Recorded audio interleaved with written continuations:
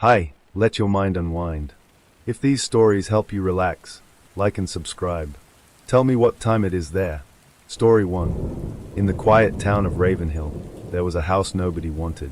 It stood at the far end of Magnolia Street, a narrow road lined with aging oak trees and modest suburban homes. Every other house on the street had families, barking dogs, and children riding bicycles in the evenings. But number 47, Magnolia Street, was different. The house had been listed for sale 6 times in 12 years. And every single time, something went wrong. Detective Daniel Cross didn't believe in coincidences. But as he pulled up to the faded white house that autumn morning, even he felt something strange about the place. The lawn was overgrown. The paint was peeling. And the for sale sign in the yard had been knocked sideways, as if someone, or something, had shoved it. Behind him, Officer Lena Ortiz stepped out of the patrol car. "You ever get the feeling a place just doesn't want you there?" she asked. Cross shut his car door slowly. "I don't believe houses have feelings," he said. But he didn't sound convinced. The missing realtor. 3 days earlier, a local real estate agent named Clara Jennings had come to show the property to a potential buyer. She never left.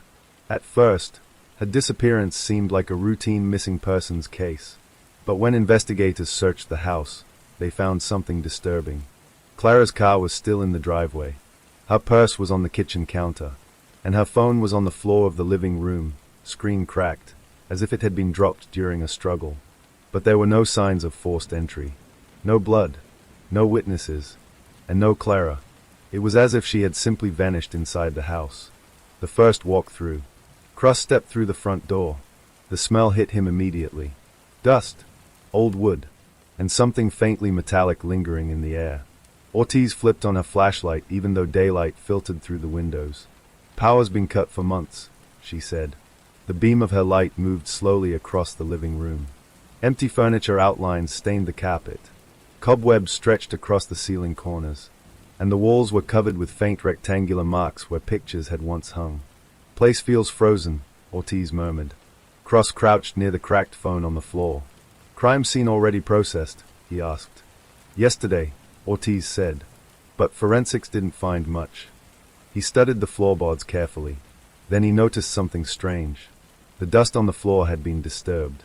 Not recently, but repeatedly. As if someone had been walking the same path over and over again. From the living room to the hallway. The hallway was narrow and dim. 4 doors lined the walls. 2 bedrooms, a bathroom, and a door at the end that led to the basement. Ortiz stopped halfway down the corridor. "You hear that?" she whispered. Cross listened. Silence. Then, a faint sound. Not loud, not clear, but unmistakable. A creak, like a floorboard shifting under someone's weight. Both officers froze. "House settling," Cross said after a moment. But Ortiz wasn't convinced. "Sounded like footsteps." Cross walked toward the basement door. The wood was scratched, deep grooves carved near the handle. He ran his fingers along them. "These weren't made by accident," he muttered. Ortiz frowned. "Claw marks?" Cross shook his head. "No." He opened the door slowly. "They're from someone trying to get out."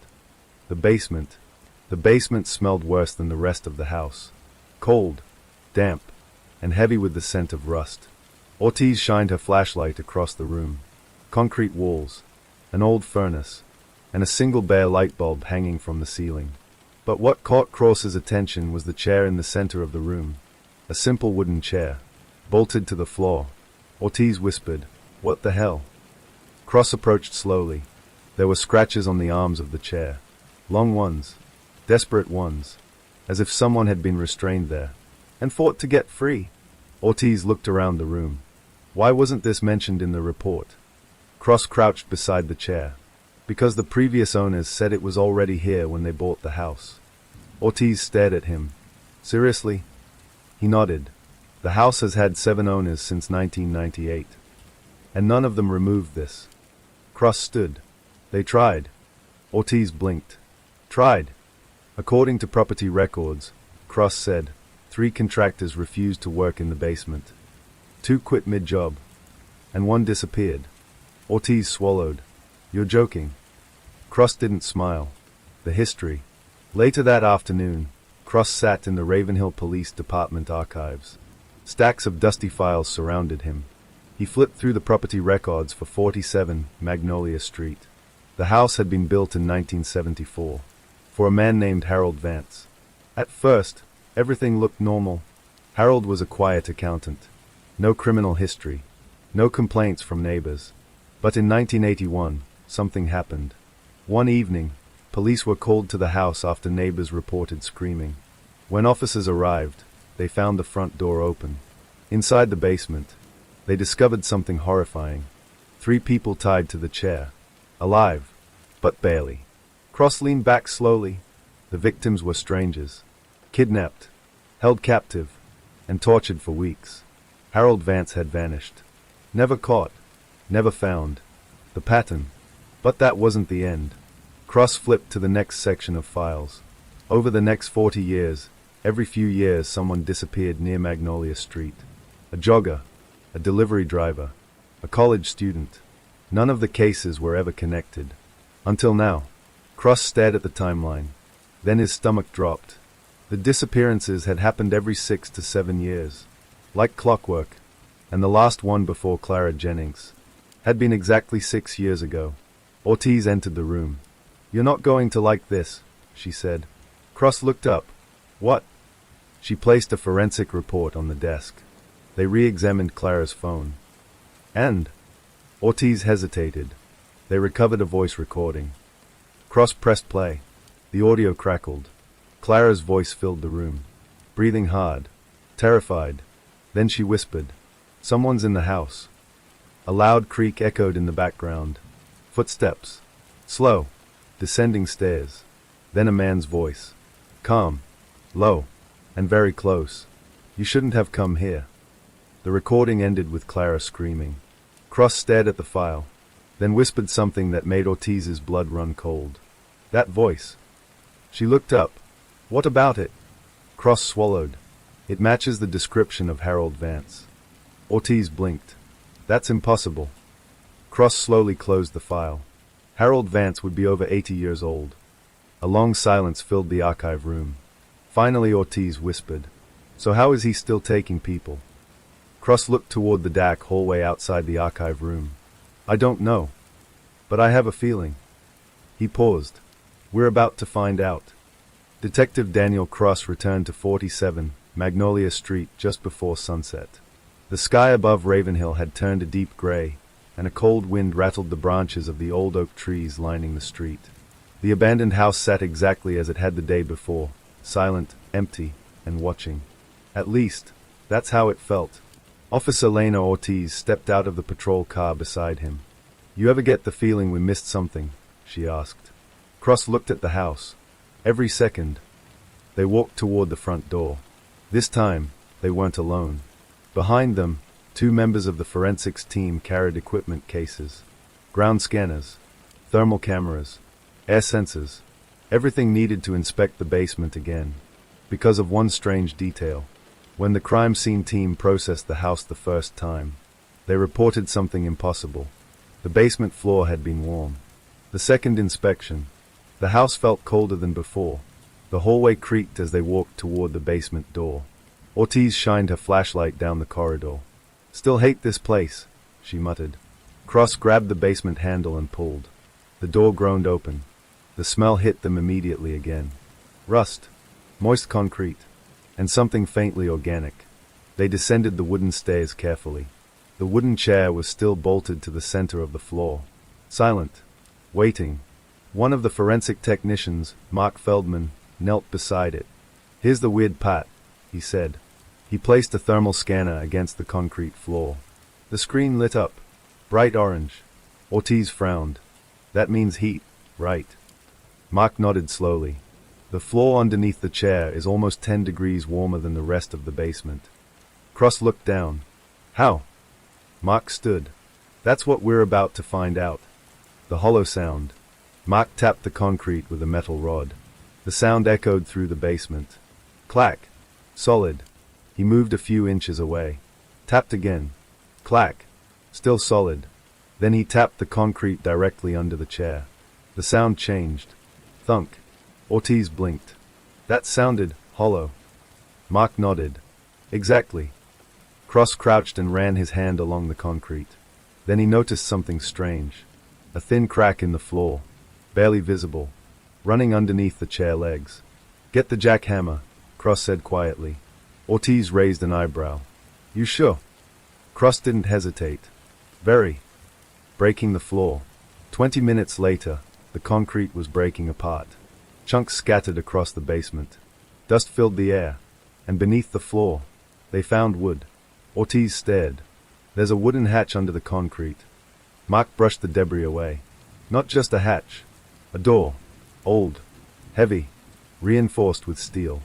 Cross looked at the bolts securing the chair. They were drilled directly through the hatch. The chair wasn't just furniture. It was a lock. Someone wanted to make sure this door never opened, Ortiz whispered. Cross gripped the handle. Let's see why. He pulled. The hatch creaked open slowly. A wave of cold air rushed upward, and with it came a smell that made everyone freeze. Rotting wood, damp earth, and something worse. Something human. The tunnel. A narrow ladder disappeared into darkness. Cross grabbed a flashlight and climbed down. Ortiz followed immediately. The tunnel beneath the house stretched farther than expected. Rough dirt walls, old wooden support beams, and a narrow passage heading deeper underground. Ortiz looked around. This wasn't built recently. Cross examined the beams. These are at least 50 years old. Mark's voice echoed from above. You guys need to see this. Cross turned his flashlight down the tunnel floor. Footprints. Fresh ones. His stomach tightened. Someone had been down here recently. Very recently. The first room. The tunnel led to a small underground chamber. Cross stepped inside slowly. The beam of his flashlight revealed something chilling. A bed. A table. Shelves full of canned food. And a generator humming quietly in the corner. Ortiz stared. This is impossible. Cross walked toward the table. A calendar hung on the wall. Dates circled in red. One date stood out. 3 days ago. The day Clara Jennings disappeared. Ortiz opened a drawer. Inside were photographs. Dozens of them. Each showing the same thing. People entering 47 Magnolia Street. Real estate agents. Delivery drivers. Utility workers. Random visitors. Every photo was taken from inside the house. Hidden cameras. Cross's jaw tightened. He's been watching everyone. The whisper. Suddenly, they heard something. A faint sound from deeper in the tunnel. A whisper. Ortiz froze. Did you hear that? Cross nodded slowly. The whisper came again. Weak. Barely audible. Help. Both detectives exchanged a look. Then they ran down the tunnel. The cell. The tunnel opened into another room. This one smaller. And darker. A steel cage stood in the corner. Inside it, a woman. Thin. Dirty. Barely conscious. Ortiz rushed forward. Oh my God. Cross unlocked the cage door. The woman's eyes fluttered open. She looked at them with desperate confusion. Al, you real? Cross nodded gently. Yes. You're safe. The woman began crying weakly. I thought he left me here to die. Ortiz wrapped her in a blanket. Who? The woman's lips trembled. The man in the house. Cross felt his chest tighten. Harold Vance. She shook her head slowly. No. Her voice dropped to a whisper. He calls himself. The caretaker. The breathing basement. Suddenly the lights flickered. The generator in the first chamber shut off. The tunnel plunged into darkness. Then they heard something above them. A loud creak. Ortiz whispered. That came from the house. Cross grabbed his radio. Back up now. We have a survivor. But the radio crackled. Dead. Then they heard something else. Footsteps. From the tunnel behind them. Slow. Deliberate. Approaching. The beam of Cross's flashlight cut through the darkness. For a split second, they saw a figure at the end of the tunnel. Tall. Thin. Watching them. Then the figure disappeared into the shadows. Ortiz whispered. Was that? Cross swallowed. Yeah. He helped the woman stand. We need to get out of here. They began moving back toward the ladder, but something stopped Cross cold. The dirt wall beside the tunnel had writing scratched into it. Dozens of lines. Hundreds. Like someone had been counting days. At the bottom, one sentence was carved deeper than the rest. Cross read it aloud quietly. He never leaves the house. Ortiz turned pale. You mean? Cross looked up toward the basement ceiling. The old house above them creaked again. And for the first time since the case began, Detective Daniel Cross realized something terrifying. The killer who had been kidnapping people for 40 years was still living inside 47 Magnolia Street, and he had just returned home. The tunnel felt smaller now. Detective Daniel Cross moved quickly through the narrow dirt passage, his flashlight shaking slightly as he helped the rescued woman walk beside him. Officer Lena Ortiz stayed close behind, constantly turning to check the darkness behind them, because they both knew one thing now. They were no longer alone in the tunnels beneath 47 Magnolia Street. The woman they had found in the cage struggled to stay upright. What's your name? Ortiz asked gently. Emily, she whispered. Her voice was weak and raspy, like someone who hadn't spoken in days. Cross kept moving toward the ladder leading back to the basement. Emily, how long have you been down here? She swallowed. I don't know, days, maybe longer. Did you see the man? Ortiz asked. Emily nodded slowly. Yes. Her eyes trembled. He watches from the walls. Cross stopped walking. He turned slowly. The walls. Emily pointed weakly back down the tunnel. There are holes everywhere. The watching points. They reached the ladder and climbed back into the basement. The moment Cross stepped onto the concrete floor, he felt something shift inside him. The basement no longer felt abandoned. It felt occupied. Ortiz helped Emily sit against the wall while Cross scanned the room carefully. Then he saw it. A tiny hole in the wooden support beam. Barely the size of a coin. Cross leaned closer. The beam wasn't solid. It was hollow. And inside, a narrow gap ran upward into the wall. Ortiz noticed him staring. What is it? Cross pointed. Someone could look through here. Ortiz's face tightened. You mean like a peephole? Cross moved his flashlight along the basement walls. Then they started appearing everywhere. Tiny openings. Between boards. Behind pipes. Inside cracks. Dozens of them. Someone had been able to watch the entire basement without being seen. Ortiz whispered. He's been spying on everyone who comes down here. Cross nodded grimly. And probably for decades. The hidden passage. Cross moved toward the furnace. Something about it felt wrong. He ran his hand along the metal surface. Then he pushed. The entire furnace shifted. Ortiz blinked. Did that just move? Cross pushed again. The furnace slid sideways on hidden rails.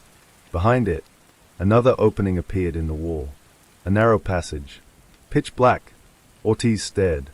You're kidding me. Cross shook his head slowly. This house is full of them. Emily began shaking behind them. He comes through those. Cross turned back. When? Her voice dropped to a whisper. At night. Inside the walls. Cross stepped into the hidden passage. The space was tight, barely wide enough for a person to squeeze through. But it ran upward through the house like a vertical tunnel. Ortiz followed close behind. The walls were lined with wooden planks, and carved into them were marks. Hundreds of them. Dates. Initials. Words. Cross ran his flashlight across the carvings. Some were decades old. Others looked recent. One message caught his eye. It had been carved deeply into the wood. He is always listening. Ortiz felt chills crawl up her spine. Who wrote that? Cross kept climbing. Someone who didn't escape. The living room wall. The passage ended behind the living room wall. A loose board shifted under Cross's hand. He carefully pushed it outward. The living room appeared through a thin gap. Dust floated in the afternoon light. The cracked phone still lay on the floor. But something else had changed. Cross's stomach tightened. The front door was open. Ortiz saw it too. That wasn't open earlier. Cross shook his head. No, it wasn't. They listened carefully. The house was silent. But the silence felt wrong. Like someone was holding their breath. The footsteps. Then they heard it. A floorboard creaking upstairs. Slow. Heavy. Someone was walking above them. Ortiz whispered. That's impossible. Patrol units are outside. Cross slowly pushed the wall panel back into place. The footsteps continued, moving down the hallway, then stopping directly above them. Emily's voice echoed faintly from the basement. "He's here." Cross's grip tightened on his flashlight. The footsteps began moving again, toward the basement door. The realization. Cross's mind raced. If the man in the house had returned, then he knew exactly where the tunnels were. Exactly where they were. Because he had built them. Ortiz looked at Cross. "What do we do?" Cross spoke quietly. "We don't go back the way we came." She frowned. "Why?" Cross pointed upward. "Because the footsteps had stopped. Right above the basement stairs." Then the basement door creaked open. Ortiz's eyes widened. "His downstairs." Cross whispered. "Exactly." The crawl space. The passage they were in continued sideways through the walls. Cross moved quickly along it. The narrow crawl space wound through the house like veins. Watching points appeared every few feet. Looking into rooms. The kitchen. The hallway. The staircase. The killer had been able to observe every corner of the house without ever being seen. Ortiz whispered. "He's been living here like a ghost." Cross stopped suddenly. Through one of the peepholes.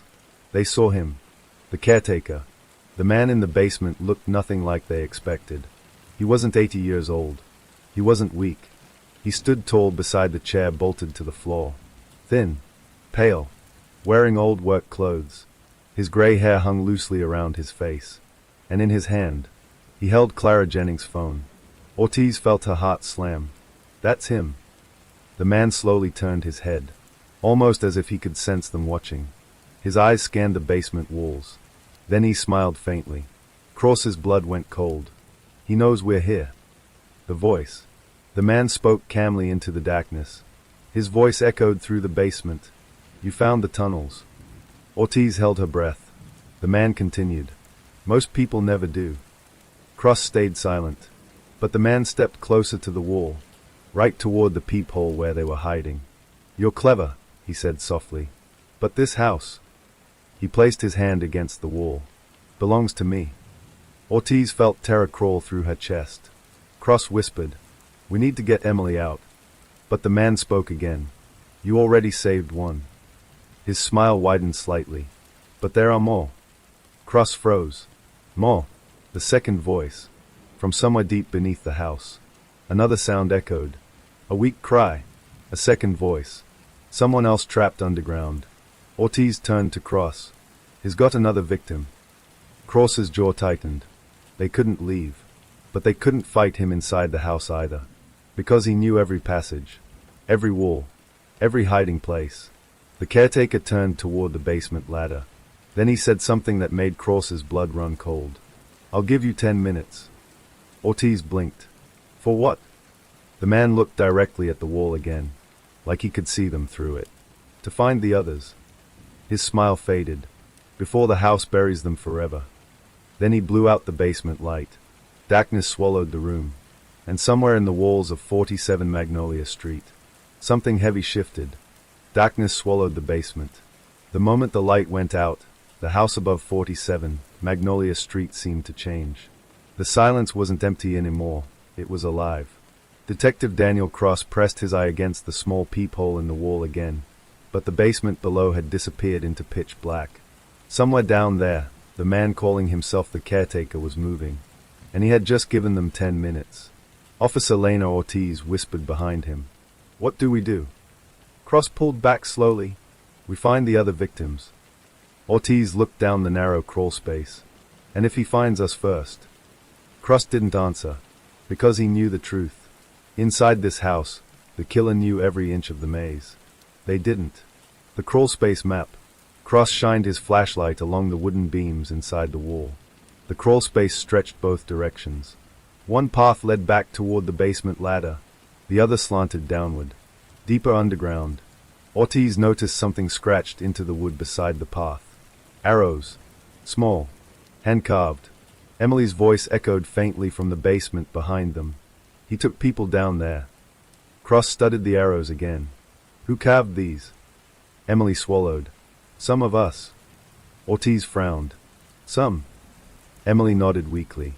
"There were 4 of us, once." The words hit Cross like ice. 4.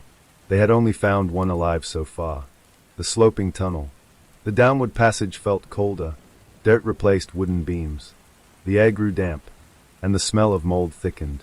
Cross moved carefully through the tight tunnel, his flashlight scanning the ground. Footprints. Many of them. Some fresh, others older. The tunnel opened into a much larger underground corridor. Ortiz's breath caught. Oh my God! The space stretched almost 20 feet wide. Wooden beams supported the ceiling. Old electric cables ran along the walls. Dim yellow bulbs flickered faintly. This wasn't just a tunnel. It was an underground network. Cross whispered, "This is bigger than the house." The first door. The corridor contained several doors. Old wooden ones, each reinforced with metal locks. Cross approached the closest one. A number had been carved into the wood. Room 1. Ortiz grabbed the handle. It was locked. Cross kicked it. The door splintered open. Inside, a small room appeared. A mattress lay on the floor. Empty food cans were stacked in the corner. Chains were bolted to the wall. But the room was empty. Ortiz looked around slowly. He kept someone here. Cross nodded. Recently. The mattress was still warm. Room 2. The second door stood halfway down the corridor. The number scratched into it read. Room 2. Cross opened it slowly. The smell hit them immediately. Rot, dust, and something metallic. Inside the room, a skeleton lay chained to the wall. Ortiz covered her mouth. Jesus. The bones were old. Very old. Cross stepped closer. The chain around the wrist had rusted through the bone. Someone had died here years ago. Alone. Waiting. Cross noticed something beside the skeleton. A small carving in the wall. 3 words. He promised freedom. Ortiz whispered. He lies to them. Cross's face hardened. Of course he does. The generator room. The third door opened into a larger chamber. Machines filled the space. Old generators. Fuel tanks. Batteries wired together. Ortiz stared. This whole system powers the house. Cross nodded slowly. He's been living here a long time. Long enough to build something enormous. But something else caught Cross's eye. A second tunnel leading farther underground. And faint sounds echoing from within. A weak cry. Ortiz heard it too. That's another victim. Cross grabbed a crowbar from the floor. Let's move. The maze. The next tunnel twisted sharply. Branches split off every few yards. Left. Right. Forward. Cross realized something chilling. This wasn't random construction. It was a maze. Designed to confuse anyone trying to escape. Ortiz pointed at the wall. More carvings. But these weren't arrows. They were warnings. Don't turn left. Trap. He watches here. Emily's weak voice echoed behind them. We tried to map it. Cross turned. But Emily looked down. He punished anyone who tried. The trap door. They reached a narrow hallway. The ground suddenly dipped. Cross stopped just in time. A large section of the floor collapsed beneath his foot. A pit opened below. Deep. Filled with rusted spikes. Ortiz stared in horror.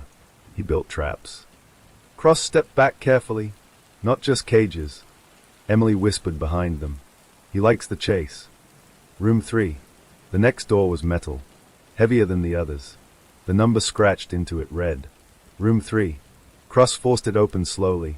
The room inside was different. Larger. And someone was inside. A man sat chained to the wall. Alive. Barely. His eyes opened when the light hit him. Please. Ortiz rushed forward. You're safe. We're police. The man shook his head slowly. No, you're not safe. Cross frowned. What do you mean? The man looked toward the tunnel behind them. He's been following you. Ortiz's blood froze. What? The man whispered. He watches from the other tunnels. Cross immediately spun around. Flashlight sweeping the darkness. But the tunnel behind them was empty. Or so it seemed. The shadow. As Cross turned back toward the room, he noticed something. A shadow moving along the far wall of the corridor. Someone standing at the intersection ahead. Watching them. Tall. Still. The same thin figure they saw in the basement. The caretaker. He didn't run. He didn't hide. He simply stood there, studying them. Then he stepped backward into the darkness and disappeared. Ortiz whispered, "He wants us to follow him." Cross nodded slowly. "Yeah." "Why?" Cross's answer came quietly. "Because we're in his maze." The fourth room. The rescued man from room 3 could barely stand, but he pointed down the corridor. "There's another room." Cross frowned. "How many rooms are there?" The man's voice trembled. "I counted 6. 6. They had only opened 3. Cross moved quickly down the corridor. The next door stood half open. No number, just deep scratches in the wood. Inside, a single chair sat in the middle of the room, bolted to the floor, just like the one in the basement above. Ortiz whispered, "He interrogates them here." Cross stepped inside slowly.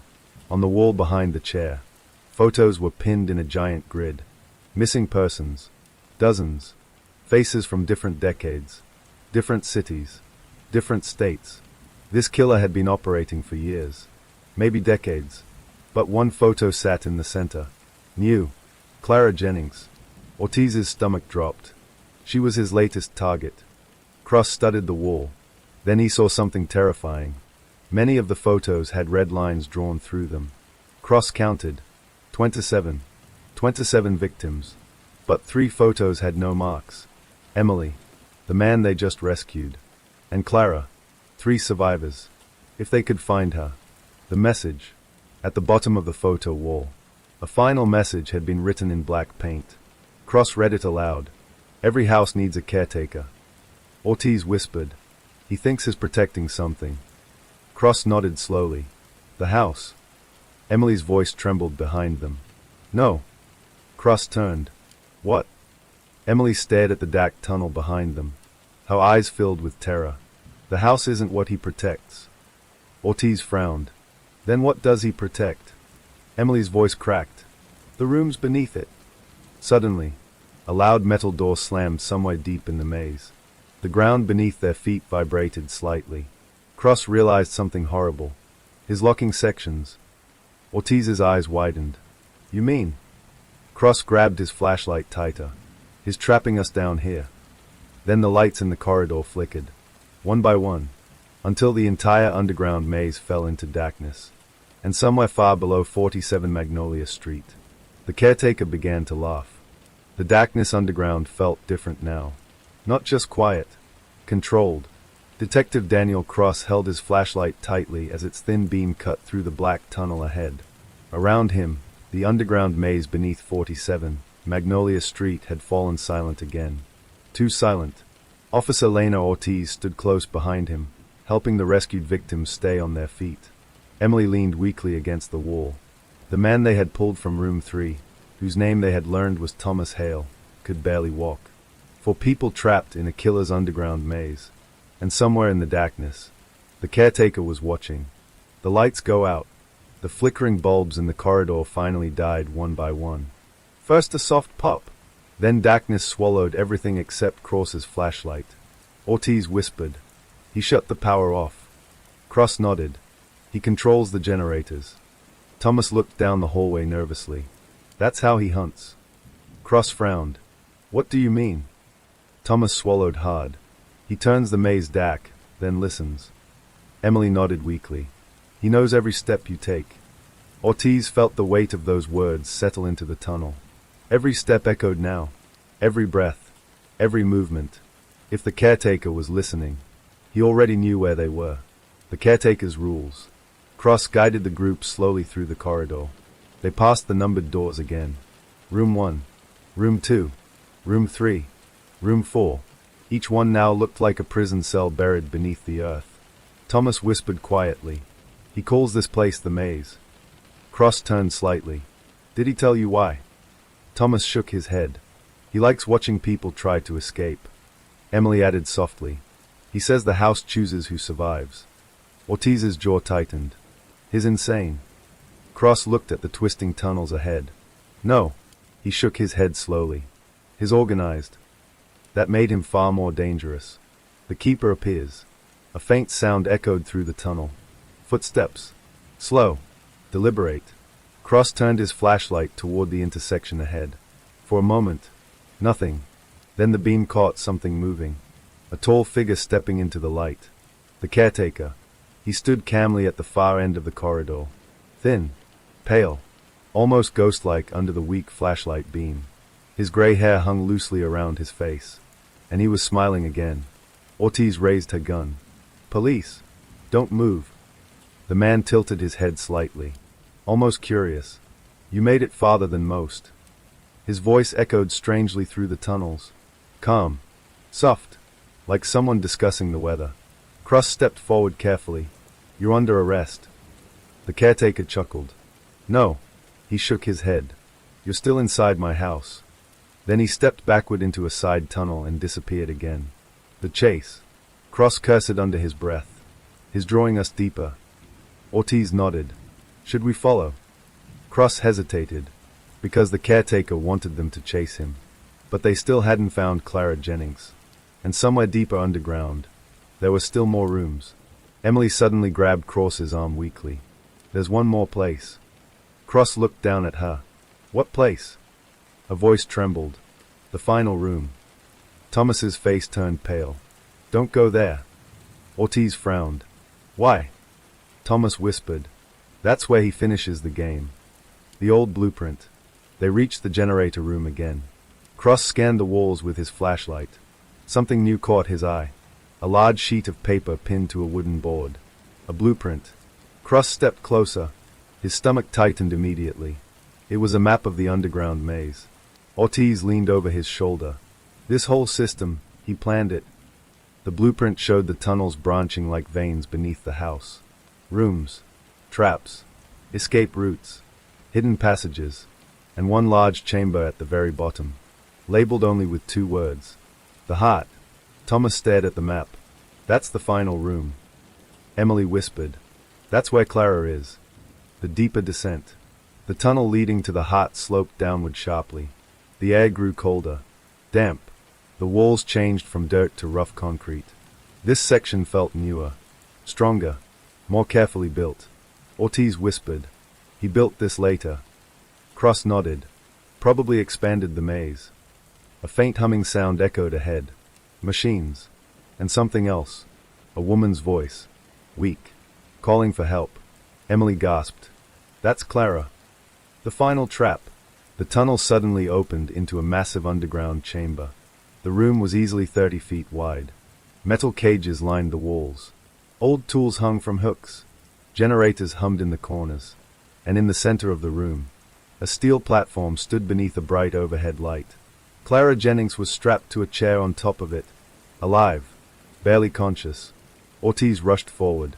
Clara, we're here. But Cross grabbed her arm suddenly. Wait. She froze. What? Cross pointed to the floor. Thin wires stretched across the ground, connected to metal devices around the room. Thomas whispered. He rigged the place. Ortiz's heart pounded. Explosives. Cross nodded slowly. If we trip one. The caretaker's voice echoed through the chamber. You'll bring the whole house down. The keeper of the maze. The caretaker stepped into the light from a staircase above them, standing on a metal platform overlooking the chamber, watching them calmly. You found the Heart. Cross raised his flashlight toward him. You're done. The caretaker smiled faintly. No. He shook his head slowly. This is the best part. Ortiz shouted. Release her. The man tilted his head again. You misunderstand. He gestured toward Clara. She is the last piece. Cross's stomach tightened. Last piece of what? The caretaker looked around the massive underground chamber proudly. My house. The truth. The man began pacing slowly above them. Every house needs someone to care for it, he said. To watch it. To feed it. Ortiz whispered. He's completely delusional. But the caretaker continued calmly. For 40 years, I've protected this place. Cross frowned. Protected it from what? The man's eyes gleamed strangely. From being forgotten. He gestured toward the cages. These people. They became part of the house. Emily began crying quietly. Cross's voice hardened. You murdered them. The caretaker shook his head. No. His smile widened. I kept them. The countdown. The man pressed a button on a small device in his hand. A digital timer on the wall suddenly lit up. 10 o'clock. Ortiz stared. What is that? The caretaker looked down at them calmly. The final game. Cross felt cold dread fill his chest. Game. The man nodded. If you free Clara before the timer ends, you all leave. Ortiz frowned. And if we don't? The caretaker smiled. Then the house closes forever. Cross realized what that meant. The explosives. The tunnels. Everything collapsing. Burying the entire maze. And everyone inside it. The maze begins again. The timer ticked down. 9:45. Cross turned to Ortiz quickly. We have to disarm the traps. She nodded. I'll get Clara. Thomas and Emily stepped back against the wall. Terrified. The caretaker leaned casually against the railing above them, watching the scene like a spectator, because to him, this was entertainment. Cross stepped carefully between the wires on the floor. The bombs were small but powerful, enough to collapse the entire chamber. Ortiz moved slowly toward Clara's chair. Every step careful, every breath tight. The timer continued ticking. 9:02. Cross whispered. Almost there. But then something terrible happened. The caretaker spoke again softly. You forgot something. Cross looked up. What? The man smiled. There's more than one way to trigger the house. Then he stepped away from the railing and disappeared into the darkness above. Ortiz's eyes widened. His leaving. Cross felt a horrible realization hit him. No. He looked toward the tunnels behind them. He's starting the hunt again. The timer dropped to 8:30, and somewhere in the underground maze beneath 47 Magnolia Street, the caretaker began moving again. The timer ticked down loudly in the underground chamber. 8:29. Detective Daniel Cross stared at the thin wires stretched across the concrete floor, each one connected to a small explosive device hidden among the beams and generators. One wrong step, one broken wire, and the entire underground maze beneath 47 Magnolia Street would collapse. Officer Lena Ortiz crouched beside Clara Jennings, who was still strapped to the metal chair in the center of the room. Clara's eyes fluttered weakly. Please, don't leave me. Ortiz grabbed the restraints, trying to find the locking mechanism. We're not leaving you. Cross kept his flashlight moving across the floor. There are at least 6 triggers, he said quietly. Ortiz glanced up. How long to disarm them? Cross looked at the blinking timer again. 8:04. Not fast enough. The caretaker moves. Somewhere above the chamber, a metal door slammed. The sound echoed down through the tunnels like thunder. Emily flinched. He's moving through the upper maze. Thomas leaned against the wall, his face pale. He's going to try to stop you. Cross looked up at the dark tunnel opening above the chamber. He already is, because the caretaker had designed the maze perfectly. If Cross and Ortiz stayed here to disarm the explosives, they would be trapped when the tunnels collapsed. But if they tried to escape, Clara would die. Ortiz's voice cut through the tension. I found the lock. She slid a small metal key out of the restraint and began freeing Clara's wrists. Cross exhaled slowly. Good. But the timer kept falling. 7:32. The first explosion. A loud boom echoed through the maze. Dust rained from the ceiling. Emily screamed. What was that? Cross's heart jumped. That wasn't one of ours. The caretaker had triggered something else. Another trap. Another collapse somewhere deeper in the tunnels. Ortiz looked toward the passage they had come through. The exit. Cross shook his head. No. But his mind was racing now. The caretaker wasn't trying to kill them with the bombs. He was closing the maze around them. Hunting them. Just like Thomas had warned. Clara wakes. Clara gasped as the final restraint came loose. Ortiz caught her before she fell. You're safe. Clara's voice trembled. No, we're not. Cross looked at her quickly. What did he do to you? Clara's eyes filled with fear. He told me the house doesn't let people leave. Ortiz shook her head firmly. He's lying. But Clara shook her head slowly. He showed me something. Cross felt his chest tighten. What? Clara pointed toward the far end of the chamber. Behind the generators. There's another door. Cross turned his flashlight toward the corner. A large steel door sat partially hidden behind fuel drums. He hadn't seen it before. Thomas whispered weakly. That's new. The locked door. Cross carefully stepped between the wires on the floor, reaching the steel door. It had no handle, only a keypad. Ortiz approached behind him. What is it? Cross wiped dust from the metal surface. Numbers glowed faintly on the keypad. Emily whispered behind them. He made Clara watch while he typed something. Cross frowned. A code. Clara nodded weakly. I remember 2 numbers. Ortiz leaned closer. Which ones? Clara whispered. 4 and 7. Cross stared at the keypad. A 10-digit system. Thousands of possible combinations. The timer continued ticking. 6:48. Ortiz whispered urgently. We don't have time to guess. Cross turned back toward the bombs. Then we disarm the maze first. The caretaker's voice. Suddenly the speakers hidden in the walls crackled to life. A familiar cam voice filled the chamber. You're doing very well. Ortiz spun toward the ceiling. Show yourself. The caretaker laughed softly. I prefer to watch. Cross clenched his fists. You're not getting away. The voice continued calmly.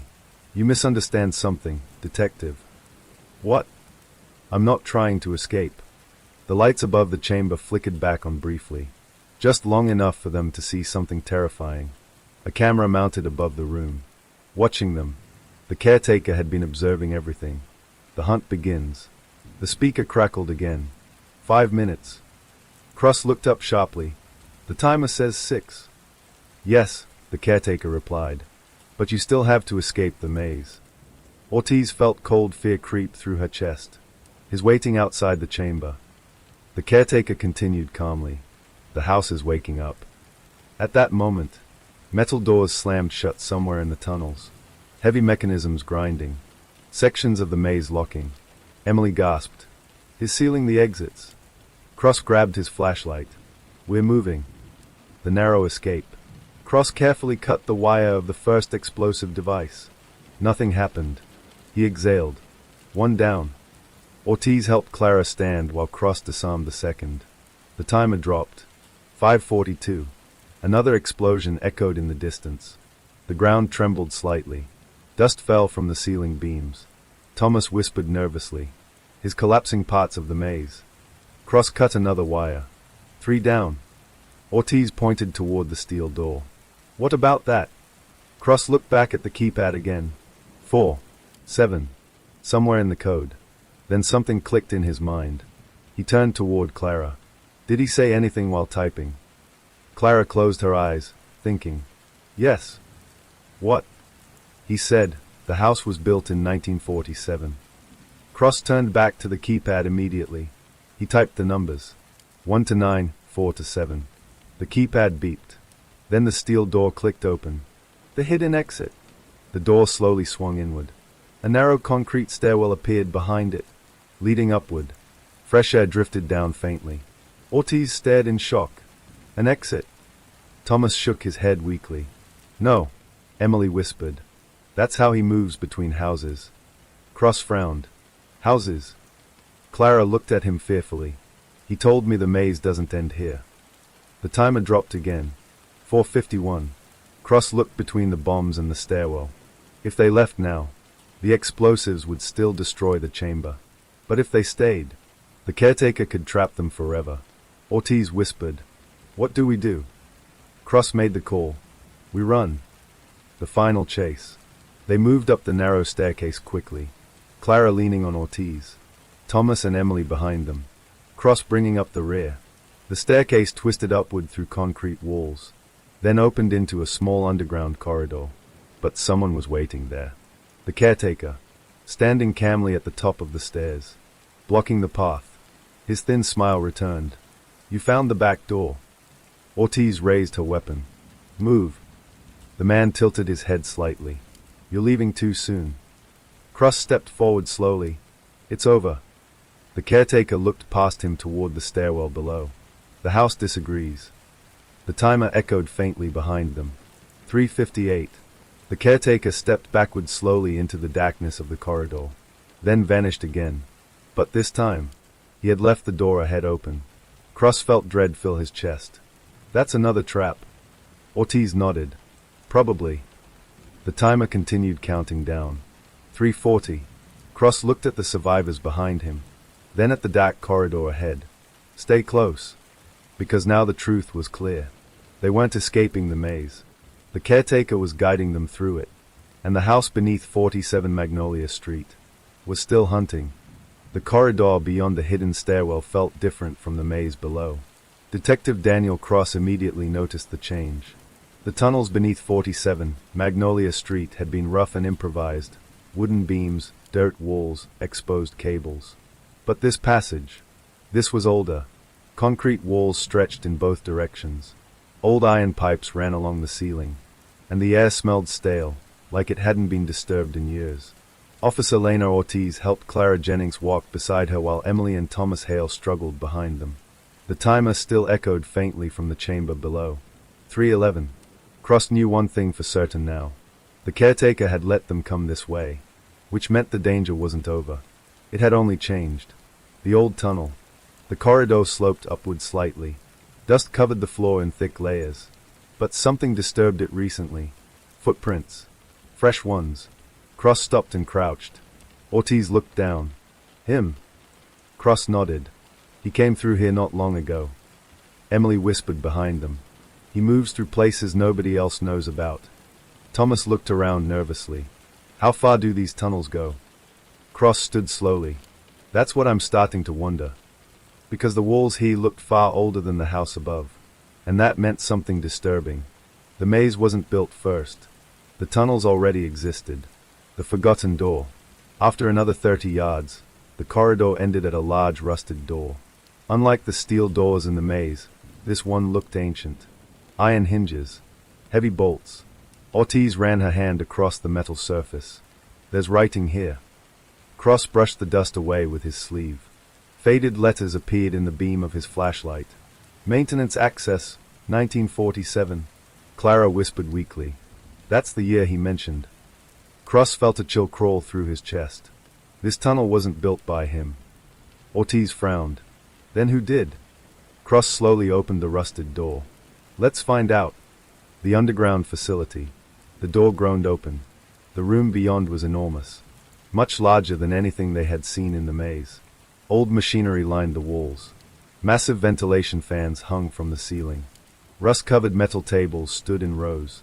It looked like an abandoned underground facility. Emily gasped softly. What is this place? Cross stepped inside slowly. His flashlight moved across the walls. Old government markings. Warning signs. Chemical hazard labels. Ortiz whispered. This wasn't part of the house. Cross shook his head. No. He turned slowly, taking in the room. This place was here long before the house. The caretaker's beginning. Clara suddenly spoke, her voice shaking. He told me a story. Cross looked at her. What kind of story? Clara stared into the darkness of the facility. He said the house chose him. Ortiz frowned. What does that mean? Clara swallowed. He grew up here. Cross froze. What? Clara nodded slowly. He said his father worked in the tunnels. Cross looked around the abandoned facility again. Then it clicked. Maintenance worker. Emily whispered quietly. That's how he knew everything. Cross nodded. If his father worked down here. Then he grew up exploring these tunnels. Learning every corner. Every hidden path. Every weakness. The maze wasn't just a prison. It was built from a childhood playground. The files. Cross moved toward a metal cabinet against the wall. Most drawers had rusted shut. But one slid open with a loud screech. Inside were old folders. Documents. Blueprints. Ortiz looked over his shoulder. What are they? Cross opened the first folder carefully. Inside were photographs. Black and white images. Workers inside the underground facility. Chemical containers. Testing equipment. Then he saw the date. 1947, Ravenhill Research Site. Emily's voice trembled. Research. Cross flipped through more pages. The words made his stomach tighten. Containment. Experimental materials. Structural monitoring. Ortiz whispered. This was some kind of government lab. Cross nodded slowly. And when it closed, someone sealed it and built houses above it. including 47 Magnolia Street. The caretaker's father. Cross found another file. Employee records. Names. Photographs. Then one picture stopped him cold. A man standing beside the tunnels. A young boy beside him. The boy's face was thin. Sharp. Familiar. Cross turned the photo toward Ortiz. The caretaker. Ortiz stared. He was just a kid. The name beneath the photo read, Elliot Graves, maintenance technician. And beneath it, Samuel Graves, dependent. Clara whispered, Samuel. Cross nodded slowly. That's his real name. The caretaker wasn't just a killer. He was the last person connected to this place. The hidden truth. Cross opened another folder. Inside was a hand-drawn map, not of the maze, but of the entire underground facility. Dozens of rooms, storage chambers, ventilation shafts, laboratories, and at the center, one large sealed chamber, labeled Primary Vault. Ortiz frowned. What's that? Cross looked closer, then his face tightened. The note beside the vault read, Do not open. The caretaker returns. A slow clap echoed through the DAC facility. Everyone turned instantly. The caretaker stood in the doorway behind them. Samuel Graves. His thin smile had returned. You found my father's office. Ortiz raised her weapon immediately. Don't move. Samuel ignored the command. His eyes moved slowly across the old room. I used to sit right here. He touched one of the dusty tables. While my father worked. Cross stepped forward. You grew up in this place. Samuel nodded calmly. Yes. Clara whispered. He said the house belonged to him. Samuel smiled faintly. It does. The secret revealed. Cross held up the map. What's in the vault? Samuel's smile faded slightly. You shouldn't worry about that. Cross's voice hardened. What's in the vault? Samuel's eyes shifted toward the large door at the far end of the facility. The one labeled Primary Vault. It's what the researchers left behind. Ortiz frowned. What does that mean? Samuel's voice dropped to a whisper. They said it wasn't safe to destroy. Emily's face turned pale. Destroy what? Samuel looked back at them, and for the first time, his calm expression cracked slightly. They sealed it underground. Under the houses. Under the maze. Cross felt dread crawl through his chest. You've been protecting it. Samuel nodded slowly. For 40 years. The final minutes. The timer from the chamber below echoed faintly through the tunnels. 1:42. Ortiz's eyes widened. We're running out of time. Cross looked at Samuel. Disarm the explosives. Samuel shook his head calmly. The house decides who stays. Cross stepped closer. That ends tonight. Samuel glanced toward the vault door again. You don't understand. What? Samuel smiled again. The bombs aren't for you.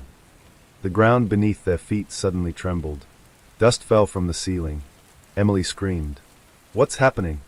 Samuel's voice remained calm. The vault seal is failing. Cross's blood turned cold. You're lying. Samuel shook his head slowly. No. He stepped backward into the darkness. Tonight the house opens again. The timer echoed louder. 1 o'clock. Cross grabbed Ortiz's arm. We have to stop those explosives. Ortiz looked toward the vault door. What about that? Cross shook his head. Later. Because if the bombs went off, everything beneath 47 Magnolia Street would collapse, including the vault, and whatever was sealed inside it. The ground trembled again. The timer dropped. 0:48. And somewhere in the dark tunnels, Samuel Graves, the caretaker, disappeared once more. The ground beneath the underground facility trembled again. Dust drifted from the ceiling in slow gray clouds. Detective Daniel Cross grabbed the old blueprint map from the table as the timer from the explosive chamber echoed faintly through the tunnels. 0:42. Officer Lena Ortiz looked toward the dark hallway where Samuel Graves, the caretaker, had disappeared. He's gone. Cross nodded grimly. He planned it that way. Behind them, Emily helped Clara Jennings stand while Thomas Hale leaned weakly against the wall. Emily's voice trembled. What do we do? Cross looked at the map again. At the center of the underground complex was the one location marked with heavy red ink. Primary Vault.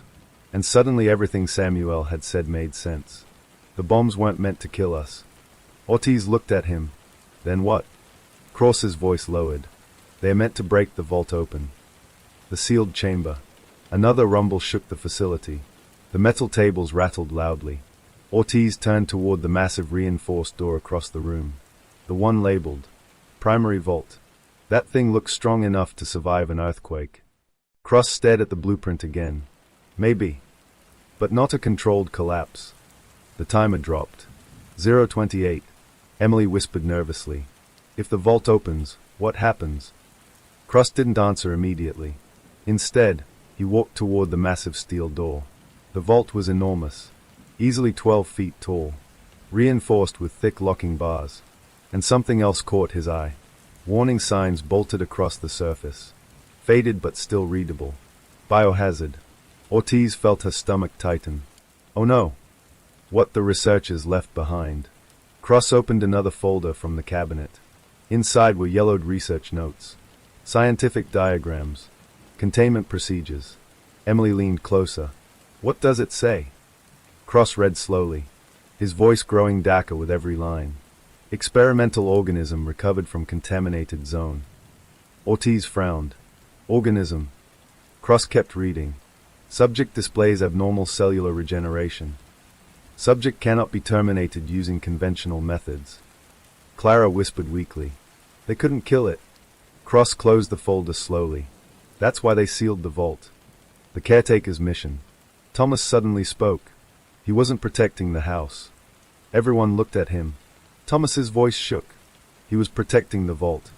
Cross nodded slowly.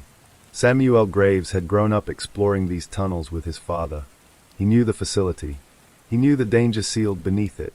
And over the years, he had turned the maze into something else. A system. A trap.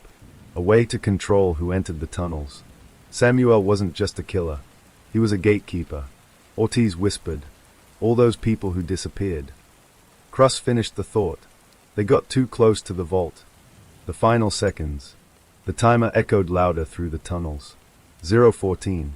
Emily's eyes widened. The explosives. Cross grabbed the map again. If the blast collapses the chamber above the vault. Ortiz finished the sentence. It could break the seal.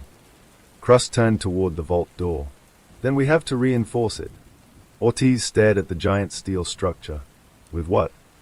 Cross pointed to the old maintenance controls along the wall. Heavy switches. Industrial locking systems. Emergency containment locks. The kind designed to seal dangerous experiments. If they could activate them, they might strengthen the vault before the explosion. The race against time. Cross rushed to the control panel. Dust covered the switches. Most of the power systems were dead, but one small red light still glowed faintly. Backup generator. Cross pulled the first lever. Nothing happened. The timer echoed again. 0:08. Ortiz moved beside him. Try the secondary lock. Cross slammed the second switch downward. A loud metallic grinding sound echoed through the facility. Massive locking bars slid deeper into the vault door. Emily shouted, "It's working!" But the timer dropped again. 0:04. The final lever remained. Cross grabbed it and pulled. The explosion. The blast from the chamber above shook the entire underground complex. The floor buckled violently. Lights exploded overhead. Concrete cracked. Emily screamed as the shockwave rolled through the facility. The vault door slammed shut with a thunderous crash. Dust filled the air. For several seconds, everything went silent. Then the rumbling stopped. Ortiz slowly looked around. We're still alive. Cross exhaled slowly. Yes. But his eyes moved back toward the vault. Because something else had changed. A long crack now ran across the concrete wall beside the door. And from that crack, a strange black liquid slowly began to seep out. Emily stepped back. What is that? Cross didn't answer immediately. Instead, he leaned closer to the crack. The liquid moved slowly, almost like it was alive. Clara whispered in horror. Oh my God. Then the liquid stopped moving, and something tapped from the other side of the wall. Once, twice, 3 times. Ortiz's voice dropped to a whisper. Did that just knock? Cross stared at the vault door. and for the first time since entering the tunnels, he felt real fear, because whatever the researchers sealed underground in 1947 was still alive. The caretaker watches, far above the underground facility, in the dark hallway of 47 Magnolia Street. Samuel Graves stood quietly in the shadows. Dust from the explosion drifted down the staircase behind him. He listened to the distant rumble below. Then he smiled faintly. They opened it. The house was quiet again. But Samuel knew something the detectives didn't. The vault had never truly been sealed. It had only been waiting. And tonight, after 70 years, it was finally waking up. The underground facility was silent. Dust floated slowly through the beams of Detective Daniel Cross's flashlight as he stared at the crack in the wall beside the vault door. The strange black liquid had stopped flowing, but something had definitely moved behind the concrete. Officer Lena Ortiz stepped back slowly. I heard that. Emily nodded quickly. So did I. Behind them, Clara Jennings and Thomas Hale stood frozen with fear, because the sound they had all heard had not been random. It had been deliberate. 3 slow knocks. From inside the vault, the wall begins to split. Cross stepped closer to the cracked concrete. Everyone stay back. Ortiz raised her weapon, aiming it at the vault door. What exactly are we dealing with? Cross glanced down at the research notes he had taken from the cabinet. Something the government sealed underground in 1947. Emily whispered nervously. That doesn't answer the question. Cross slowly ran his fingers along the crack. The black liquid was thick, sticky, almost like oil, but it moved differently. It pulsed slowly, like a heartbeat. Then the wall made another sound, a low grinding noise. The crack widened slightly. Clara gasped. It's breaking through. The first breach. Suddenly, a chunk of concrete snapped free from the wall. It crashed loudly onto the floor. Everyone jumped. Behind the broken section, something moved. Not clearly, just a shifting shadow. Ortiz's finger tightened on the trigger. Cross, tell me that's just water pressure. Cross didn't answer, because something slowly slid out of the hole. A thin black tendril, about the thickness of a finger. It stretched along the floor like living ink. Emily screamed. What the hell is that? Cross whispered. Back away. But the tendril kept moving, exploring the floor, searching. The research notes. Cross quickly opened one of the old research files again. He flipped through the pages rapidly, his eyes scanning the faded typewriter text. Then he found the line that made his blood run cold. Subject demonstrates parasitic expansion behavior. Ortiz frowned. What does that mean? Cross swallowed. It spreads. Emily backed toward the door. How fast? Cross read the next line. Then he looked up slowly, fast enough that they couldn't contain it. The organism. The tendril suddenly twitched. Then another one pushed through the crack. And another. Within seconds, 3 black strands slithered across the concrete floor. Clara's voice trembled. It's alive. Thomas shook his head weakly. No. Cross whispered. It's worse than alive. Because the research notes said something even more disturbing. Subject demonstrates adaptive intelligence. Which meant one horrifying thing. The organism wasn't just growing. It was thinking. The vault door trembles. The massive vault door suddenly shook. A loud metallic bang echoed through the chamber. Something slammed against it from the inside. Once. Twice. The reinforced metal groaned under the pressure. Ortiz stepped back. That door won't hold forever. Cross nodded grimly. That's why they buried it. Emily stared at the moving tendrils on the floor. Why didn't they destroy it? Cross looked down at the final page of the report and read the line aloud. Subject regenerates from all physical damage. Emily blinked. What does that mean? Cross closed the file slowly. It means they tried. The caretaker returns. A voice echoed from the doorway. They tried for 6 months. Everyone turned instantly. Samuel Graves stood there again. The caretaker. His calm expression hadn't changed. Ortiz raised her weapon. Stay right there. Samuel ignored the command. His eyes moved slowly across the spreading black tendrils. It's awake now. Cross stepped forward. You knew this would happen. Samuel nodded calmly. Yes. Emily shouted angrily. Then why didn't you stop it? Samuel looked at her quietly. I did. He pointed toward the maze above them. The tunnels. The traps. The disappearances. Cross's eyes narrowed. You were feeding it. Samuel didn't deny it. The horrifying truth. Clara covered her mouth. You were bringing people down here. Samuel nodded slowly. To keep it satisfied. Emily stared at him in horror. That's insane. Samuel's voice remained eerily calm. It needed organic material to remain dormant. Cross felt rage building in his chest. So you murdered people for it? Samuel shook his head. I delayed the inevitable. Behind them, the vault door slammed again. This time the steel bars bent slightly. Ortiz's voice shook. It's getting stronger. Samuel nodded again. Yes. The first escape. The tendrils on the floor suddenly moved faster. They slid toward the open crack in the wall. Then more began pushing through. Dozens of them. The organism was expanding. Emily backed toward the hallway. It's spreading. Cross grabbed Ortiz's arm. We have to seal the facility. Ortiz looked at him. How? Cross pointed to the control panel across the room. Emergency collapse system. If they triggered it, the entire underground facility would collapse, burying the vault permanently. Samuel smiled faintly. That was always the plan. The final decision. Ortiz rushed toward the control panel. Emily helped Clara move toward the exit. Thomas stumbled behind them. Cross stayed between them and the growing mass of tendrils. Samuel stood calmly nearby, watching. Cross glared at him. You knew this day would come. Samuel nodded slowly. Yes. Then why didn't you leave? Samuel looked back toward the vault. Because someone has to stay. Another loud bang echoed. The vault door cracked slightly. Black liquid began leaking from the seam.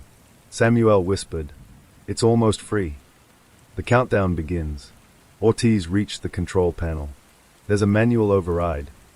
Cross shouted back, Trigger it. She pulled the emergency lever. A loud alarm began echoing through the tunnels. Red warning lights flickered to life across the facility. Ortiz looked at the display. It's starting the collapse sequence.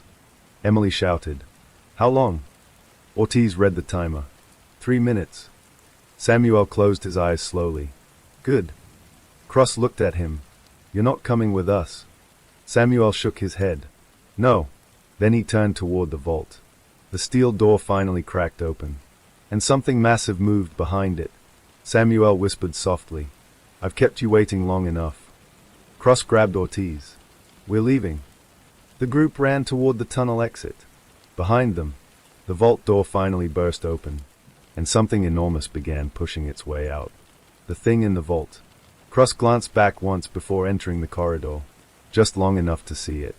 A towering mass of black, shifting tendrils, forming shapes, reforming constantly, growing larger with every second.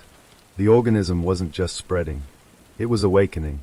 And as the collapse alarm echoed through the underground complex, the creature finally pulled itself free from the vault.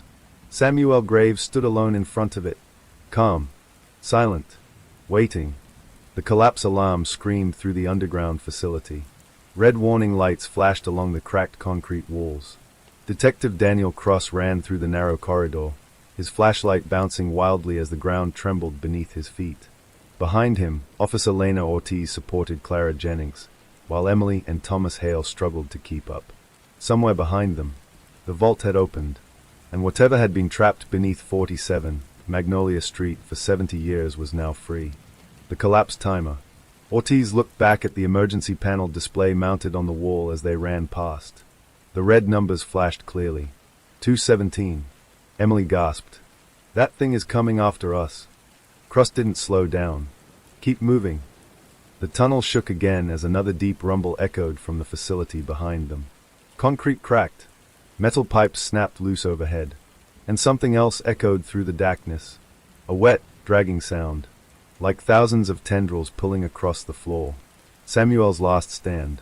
Far behind them in the underground facility, Samuel Graves stood alone before the open vault. The caretaker. The man who had spent his entire life guarding the secret beneath the house. The creature towered in front of him now. A massive shifting shape of black tendrils and liquid flesh. It moved constantly, expanding, growing, learning. Samuel watched it calmly. You're free now. The organism paused. As if listening, Samuel smiled faintly. I kept them away as long as I could. 4 years he had fed it victims. Strangers, intruders, people who wandered too close to the tunnels.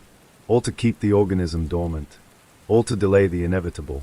But now, it had awakened fully. Samuel stepped forward. Come on then. The creature surged toward him, and Samuel Graves disappeared beneath the black mass. The tunnel escape. Cross and the others reached the hidden stairwell that led back toward the house. The ground shook violently again. Pieces of concrete crashed down behind them. Emily screamed. It's collapsing. Cross pushed the door open. Up the stairs. They rushed upward through the narrow staircase. The air grew cooler, fresher. The smell of dust and soil replaced the chemical stench of the facility below. But the rumbling followed them. Closer now. Louder. Something massive was moving through the tunnels. The house above. They burst into the basement of 47 Magnolia Street. The old house creaked violently. Walls cracked. Light fixtures swung wildly from the ceiling. Ortiz looked around. The whole place is coming down. Cross ran toward the front staircase. We have to get outside. The group stumbled up the stairs. The wooden floorboards groaned beneath their feet. Windows shattered as the ground shook again. Emily looked back toward the basement door and froze. Black tendrils were crawling up the stairs. The creature rises. The organism had followed them. It poured upward from the basement like living oil. Tendrils wrapped around the staircase railing, spreading across the floor. Clara screamed. It's coming. Cross grabbed a chair and slammed it down the staircase. The wood shattered against the mass, but the creature barely slowed. It simply absorbed the impact. Growing larger, stronger, Cross shouted, Move! The final escape. They burst through the front door into the cold night air. The entire street was shaking now. Neighbors had begun running from their homes. Sirens echoed somewhere in the distance. Cross turned back toward the house. The basement windows shattered outward. Black tendrils burst through the openings, spreading across the lawn. Ortiz stared in horror. It's getting out. But then, the collapse timer reached 0. The end of the tunnels, deep beneath Magnolia Street. The underground facility finally failed. Support pillars snapped. Concrete ceilings collapsed. Thousands of tons of earth crashed down into the tunnels. The entire maze folded inward. The vault, the laboratories, the underground corridors. Everything collapsed into a massive underground crater. The shockwave rolled upward through the ground, and 47 Magnolia Street collapsed with it. The house folded inward. The foundation cracked. Walls crumbled. Within seconds, the entire building disappeared into the earth, taking the creature with it. Silence. Dust filled the air across the street. Police cars screeched to a halt nearby. Emergency lights flashed red and blue across the debris. Cross stood frozen, staring at the massive sinkhole where the house once stood. Ortiz walked slowly beside him. Do you think it's gone? Cross didn't answer immediately. He looked down at the ground. The sinkhole had sealed most of the tunnels. Thousands of tons of debris buried everything below. Finally he said quietly, I hope so. One last movement. Hours later, emergency crews surrounded the collapsed site. Floodlights illuminated the massive crater where the house once stood. Investigators searched through the wreckage. Cross stood at the edge of the barrier tape, watching silently. Ortiz approached beside him. They're sealing the entire area. Cross nodded. Good. For a moment, neither of them spoke. Then Ortiz frowned. Did you feel that? Cross looked down. The ground beneath their feet trembled slightly. Just once. Very faint. Almost unnoticeable. Ortiz whispered. That was probably just the ground settling. Cross nodded slowly, but his eyes remained fixed on the dark center of the crater, because for a brief moment, he thought he saw something move beneath the dirt. Something black. Something alive. The legend of Magnolia Street. The official report blamed the disaster on an underground gas explosion. The remains of 47 Magnolia Street were sealed permanently. The land was fenced off, declared unsafe for construction. Most people eventually forgot about the strange house that collapsed overnight. But Detective Daniel Cross never forgot what he saw beneath it. And sometimes, late at night, when the wind was quiet, residents living near Magnolia Street still claim they hear something strange beneath the ground. 3 slow knocks, from deep below the earth. The last train to Blackridge always arrived late. Nobody in the town complained about it anymore. After a while, people simply accepted that some things in Blackridge didn't follow normal rules. The train station itself was small, just one platform, a flickering yellow light, and a wooden bench that had been there longer than anyone could remember. On a cold October night, Detective Marcus Hale stepped off that train alone. The doors shut behind him with a metallic hiss. The train pulled away immediately. No conductor, no passengers, just Marcus standing under the weak station light as the sound of the train faded into the mountains. The town of Blackridge waited in silence. The call. 3 days earlier, Marcus had been sitting in his office in Chicago when the call came. It wasn't unusual for him to get strange cases. After 15 years as a homicide detective, he'd seen almost everything. But this call had been different. The voice on the phone had been calm. Too calm. "Detective Hale," the man said. "We need you in Blackridge." Marcus leaned back in his chair. "And why would that be?" "Because people here are disappearing." "That happens everywhere." "Yes," the voice replied. "But here, they vanish after taking the last train." Marcus frowned. "What last train?" The man on the other end paused. Then he said something that made Marcus uncomfortable. "The same train you'll be arriving on." The missing people. By the time Marcus finished reviewing the case files, he understood why someone had called him. In the past 8 months, 7 people had disappeared in Blackridge. Each case followed the same pattern. Each victim had been seen boarding the 11:40 p.m. train at the Blackridge station. Each one vanished before reaching the next town. No bodies, no witnesses, no explanation, just empty seats. The station master. Now Marcus stood on the deserted platform, staring at the small station building. Inside, a single light glowed behind dusty glass. He walked toward it slowly. The wooden floorboards creaked under his boots. Inside the station office sat an old man behind a desk. He looked up when Marcus entered. "You must be the detective." Marcus removed his coat.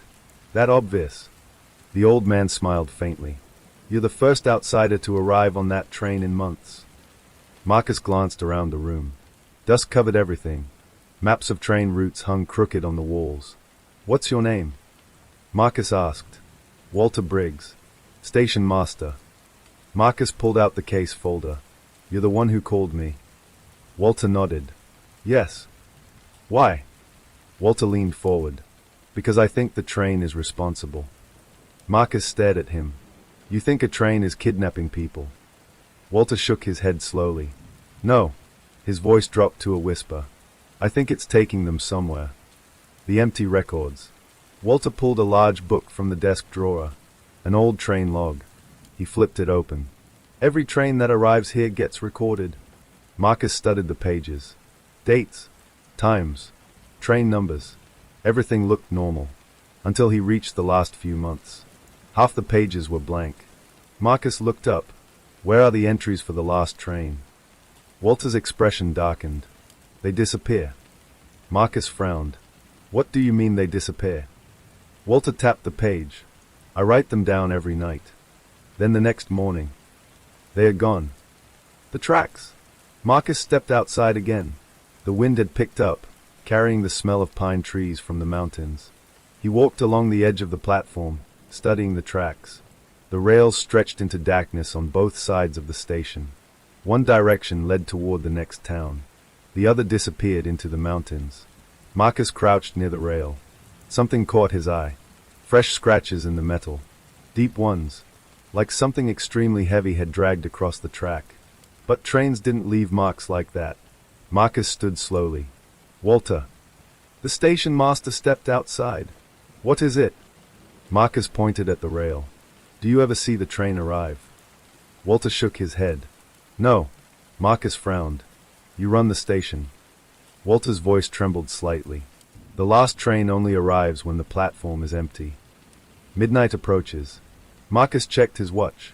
11:17 p.m. The last train would arrive soon. Walter looked uneasy.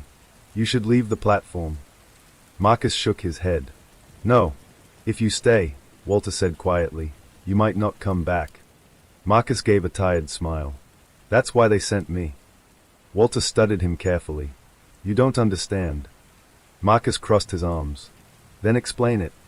Walter looked down the dark tracks leading into the mountains, and whispered something that made Marcus feel cold. Because sometimes, the train arrives, but no one sees it come in. The sound in the distance. The wind suddenly stopped. The entire valley fell silent. Then Marcus heard it. A faint metallic rumble far down the tracks. Walter stepped backward. It's early tonight. Marcus stared into the darkness. Headlights should have been visible by now. But there were none. Only the sound.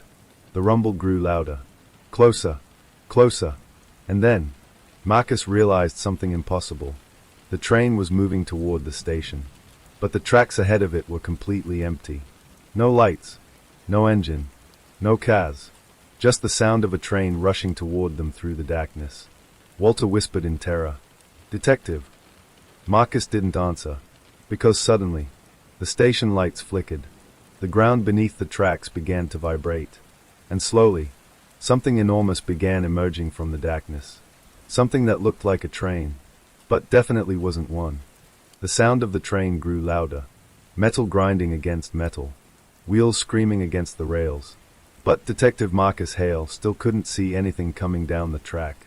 The darkness beyond the station remained empty. And yet, the ground shook harder. Walter Briggs gripped the edge of the station door. It's here. Marcus stared down the rails. How can a train arrive without lights? Walter whispered. You'll see. The arrival. Then something impossible happened. A pair of headlights slowly appeared in the darkness. Not turning on. Not switching from dim to bright. They simply materialized.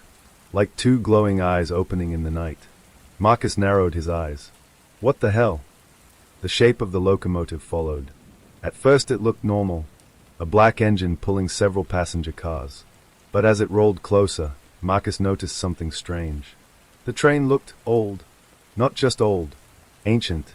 The metal was rusted and scarred. Paint peeled off the sides. The windows were dark. And the train made no braking sound as it slid silently into the station. Walter backed farther into the doorway. I told you not to stay. Marcus ignored him. He stepped closer to the edge of the platform. The train stopped directly in front of him. Every window remained black. No movement. No passengers. Just silence. The open door. A soft click echoed down the platform. One of the passenger car doors slowly opened. Marcus waited. Nobody stepped out. Walter's voice trembled behind him. Now you know why people disappear. Marcus turned slightly. You've never boarded it. Walter shook his head immediately. No one who does, comes back. Marcus faced the train again. The open doorway was dark. He couldn't see anything inside. Just a narrow corridor leading into the car. Marcus sighed. Well. Walter stared at him. You're not seriously thinking about. Marcus stepped forward. That's exactly what I'm thinking. Inside the train. The air inside the train smelled old. Dusty. Like something that hadn't been cleaned in decades. Marcus stepped into the narrow aisle. Rows of seats stretched along both sides of the car. The dim overhead lights flickered weakly. But the strangest thing wasn't the age of the train. It was the passengers. Every seat was occupied. Marcus stopped walking. Because none of them were moving. Dozens of people sat silently in their seats. Perfectly still. Their eyes staring forward. Their expressions empty. Marcus moved slowly down the aisle. Evening. No one responded. Not a single head turned. The passengers didn't blink. Didn't breathe. They simply sat there. Watching nothing. The missing. Marcus pulled the case folder from his coat. He flipped through the photographs of the missing persons. Then he looked at the passengers again. His stomach tightened. One of the people sitting by the window looked familiar. Marcus stepped closer. It was a woman in her 20s. Long brown hair. Blue jacket. Marcus checked the photo again. Megan Calloway. Missing for 4 months. Last seen boarding the last train at Blackridge Station. Marcus leaned closer. Megan. She didn't move. Her skin looked pale. almost gray. Her eyes were open, but lifeless, like a mannequin, frozen in time. Marcus moved farther down the aisle. More faces, more familiar ones. A middle-aged man, a college student, an elderly couple. Every single one matched a missing persons report. All 7 of them. The victims hadn't vanished. They were here, sitting on the train. Marcus reached out and gently touched Megan's shoulder. Her body was warm, but she didn't react, didn't blink, didn't breathe. It was like time had stopped for them. The conductor, a door at the far end of the car suddenly opened. Marcus turned. A tall figure stepped into the aisle. The conductor. He wore a black uniform that looked decades out of date. His face was pale, sharp, his eyes dark and unreadable. Marcus crossed his arms. Mind explaining this? The conductor studied him calmly. You're not supposed to be here. Marcus gestured toward the passengers. They are missing people. The conductor tilted his head slightly. No. His voice was quiet. They are passengers. The journey. Marcus stepped closer. Where does this train go? The conductor's lips curled into a faint smile. Everywhere. That's not an answer. The conductor walked slowly down the aisle, past the frozen passengers. They board the train willingly. Marcus frowned. They didn't know what would happen. They always know. Marcus shook his head. No one would agree to this. The conductor stopped beside Megan Calloway. They already did. Marcus felt anger rising. What did you do to them? The conductor looked directly at him. I gave them what they wanted. The ticket. The conductor pulled something from his pocket. A small paper ticket. He held it out. Yours. Marcus didn't take it. I didn't buy a ticket. The conductor smiled slightly. You did when you stepped on the train. Marcus looked around the silent car again. What happens to them? The conductor gestured toward the windows. They ride. For how long? The conductor's smile widened. Until the train reaches the end of the line. Marcus felt a chill. And where is that? The conductor's dark eyes gleamed. You'll find out soon. The doors close. Suddenly the train jerked slightly. Marcus grabbed a seat to steady himself. The platform outside began sliding past the windows. The train was moving again. Marcus rushed toward the door he had entered through. He tried to open it. Locked. He turned back toward the conductor. You planned this. The conductor shrugged. You chose to stay. Marcus glanced at the frozen passengers. They didn't choose anything. The conductor walked slowly toward the front of the car. They chose the train. The town disappears. Marcus looked out the window. Blackridge Station was already gone. The train raced through the mountains at impossible speed. But something else was wrong. The tracks outside didn't look familiar anymore. The landscape had changed. The mountains were gone, replaced by something darker. Endless empty plains beneath a black sky. Marcus stared in disbelief. That's not possible. The conductor stopped at the door to the next car. Everything is possible on this train. Marcus stepped forward. Where are you taking them? The conductor opened the door. Where they asked to go. Marcus frowned. And where is that? The conductor looked back one last time. Then he said something that made Marcus feel cold all over. The place people go. When they want to disappear forever. The door slammed shut. Marcus stood alone in the aisle, surrounded by silent passengers. And the train kept moving deeper into the darkness. The train kept moving through the darkness. Detective Marcus Hale stood in the narrow aisle, gripping the back of one of the seats as the landscape outside the windows blurred past. But the world beyond the glass wasn't normal anymore. The mountains surrounding Blackridge were gone. The forests had vanished. Outside the train stretched a flat, endless plain of dark gray earth under a sky that looked wrong, thick clouds hanging too low, like a ceiling pressing down on the world. Marcus wiped the fog from the window.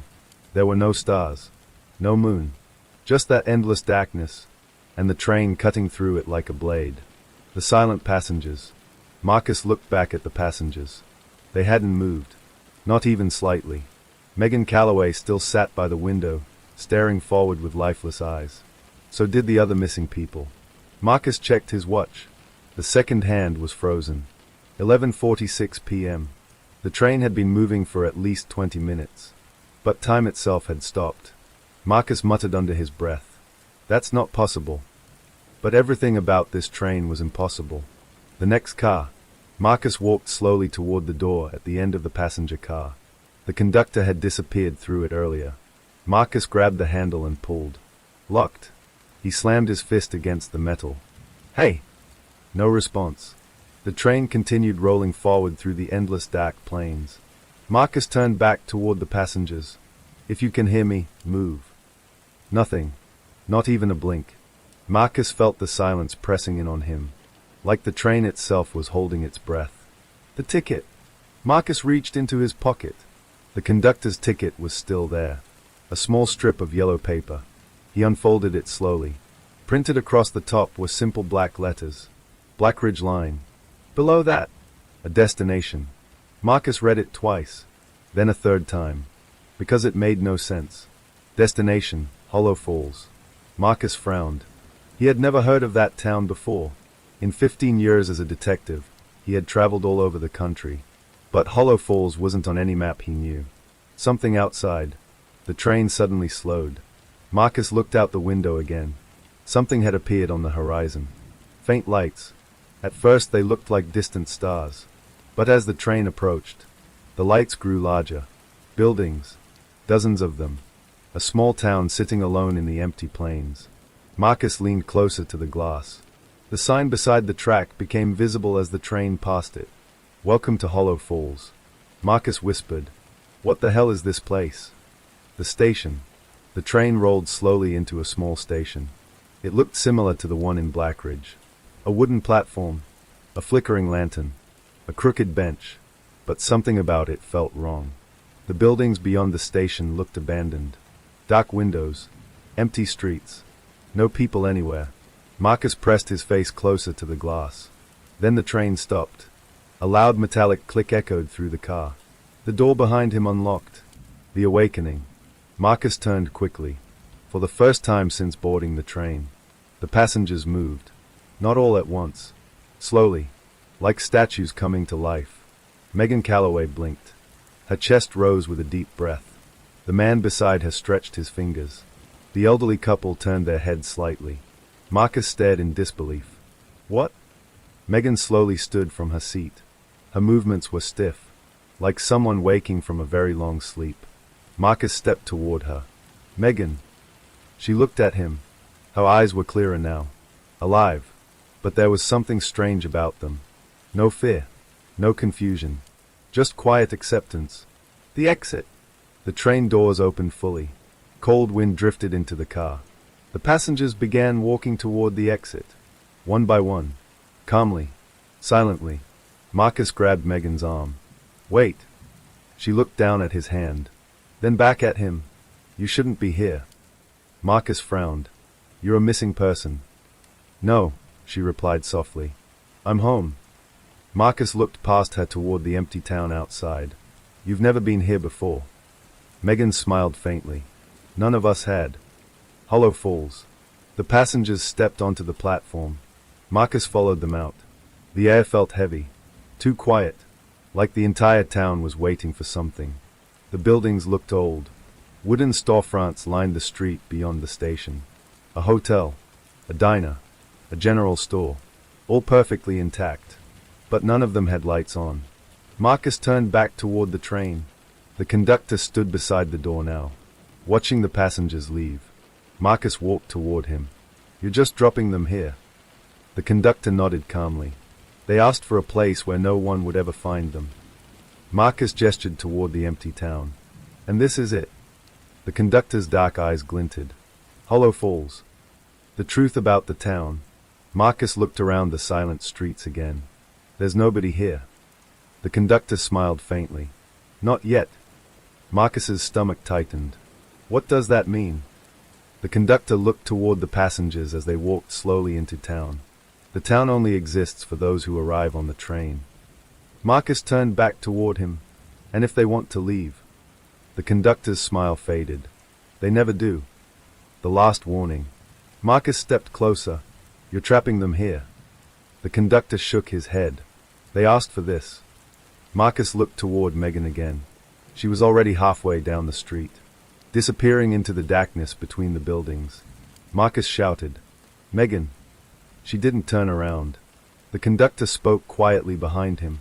"You should get back on the train." Marcus glanced toward the open door. "Why?" The conductor's voice dropped slightly. "Because Hollow Falls isn't meant for people who still belong to the world outside."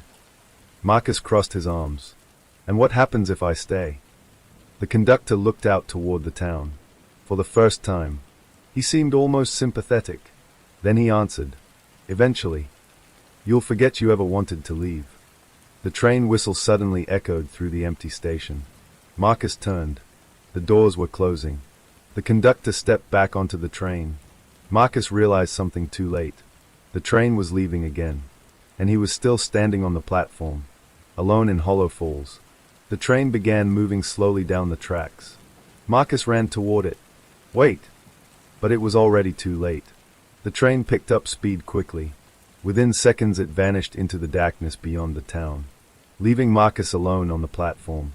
The station lantern flickered weakly in the cold wind. Marcus turned slowly toward the silent streets of Hollow Falls. The missing passengers had already disappeared into the town. Every building stood dark and empty, except one. At the end of the street, a single window glowed faintly with light. Marcus stared at it, because someone inside that building was watching him. And then the front door slowly opened. The wind moved slowly through the empty streets of Hollow Falls. Detective Marcus Hale stood on the platform, staring at the one building with light glowing in its window. The rest of the town remained silent. Every storefront was dark. Every door closed. The train tracks behind him had already disappeared into the darkness. Marcus was alone. Or at least, he thought he was, because the front door of the lit building slowly creaked open. A faint yellow light spilled onto the street, and someone inside was waiting. The walk through town. Marcus stepped off the platform and walked cautiously toward the building. The wooden street beneath his boots creaked loudly in the silence. The town looked frozen in time. Old signs hung above dusty windows. Hollow Falls Diner, Bennett's General Store, Blackwood Tailor. But every shop looked abandoned. Dust covered the glass. Chairs sat overturned inside the diner. Newspapers lay scattered across the floor of the general store. Marcus tried one of the doors. Locked. Another. Locked. Every building felt empty, except the one with the light. The building at the end of the street. A tall 3-story hotel. A flickering sign above the entrance read, "Riverside Hotel. Someone is waiting." Marcus stopped outside the open door. The lobby inside looked warm. Yellow lamps lit the room softly. A front desk stood near the entrance, and behind it sat an old woman in a dark green dress.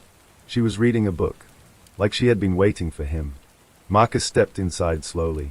The floorboards creaked under his boots. The woman looked up. Her eyes were calm, kind, but something about them felt strange. "You must be the new arrival," she said. Marcus frowned. "I didn't arrive here by choice." The woman smiled politely. "None of us ever do." The hotel manager. Marcus approached the desk. "I'm Detective Marcus Hale." The woman closed her book gently. "My name is Eleanor Whitmore." She gestured around the lobby. "And this is my hotel." Marcus glanced around the room. Everything looked surprisingly clean compared to the rest of the town. A fireplace crackled softly. Fresh flowers sat on a nearby table. "Does anyone else live here?" Marcus asked. Eleanor nodded slowly. "Oh yes." Marcus looked toward the staircase leading upstairs. "But I haven't seen anyone. They prefer their rooms." Marcus crossed his arms. "The passengers from the train, where did they go?" Eleanor pointed toward the staircase. "Most of them checked in." "The guest book." Eleanor opened a large leather book on the desk. "The hotel registry." She turned it toward Marcus. Names filled the pages. Hundreds of them. Marcus scanned the entries. Some looked recent. Others were decades old. One name caught his attention. Megan Calloway, room 214. Marcus looked up. "She just arrived tonight." Eleanor nodded. "Yes." Marcus pointed to another name. David Hargrove, room 117. Missing person. Disappeared 8 months ago. Marcus flipped more pages. Every missing person from the Blackridge case was listed. All checked into the same hotel. Marcus closed the book slowly. They live here now. Eleanor corrected him gently. They stay here. The rules. Marcus leaned against the desk. What exactly is this place? Eleanor looked toward the dark window behind him. This town exists for people who want to disappear. Marcus shook his head. That's not possible. It is here. Marcus gestured toward the silent streets.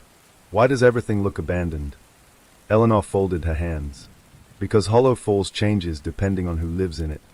Marcus frowned. What does that mean? Eleanor pointed to the registry book. When new people arrive, the town grows. Marcus stared at her. You're saying the town builds itself? Eleanor smiled faintly. Yes. The room key. Eleanor reached into a drawer and placed a brass key on the desk. Room 305. Marcus looked at it. I'm not staying. Eleanor slid the key closer. Everyone stays eventually. Marcus pushed the key back. I'm leaving. Eleanor looked at him carefully. Are you? Marcus turned toward the door. Yes. But before he could reach it, something outside caught his attention. The street had changed. The empty buildings were no longer dark. Lights now glowed in several windows. Shadows moved behind the curtains. Marcus stepped outside. More buildings had appeared. New ones. A pharmacy. A movie theater. A bakery.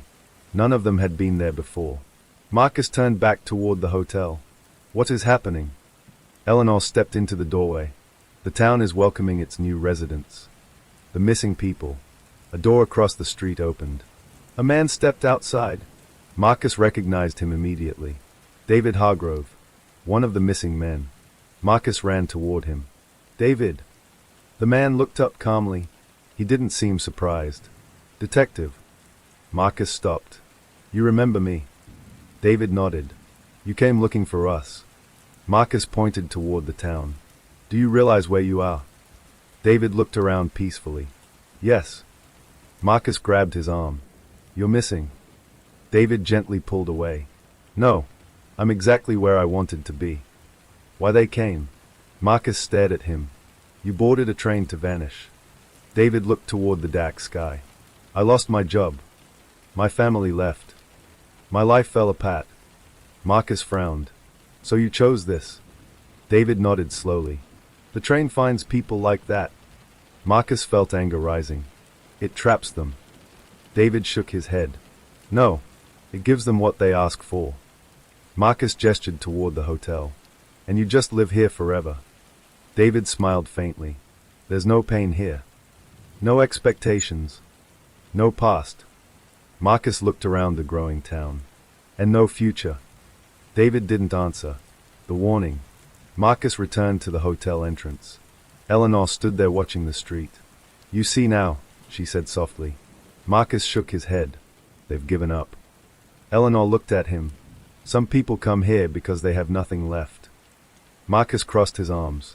And if someone wants to leave? Eleanor hesitated. Marcus noticed. You said they never want to.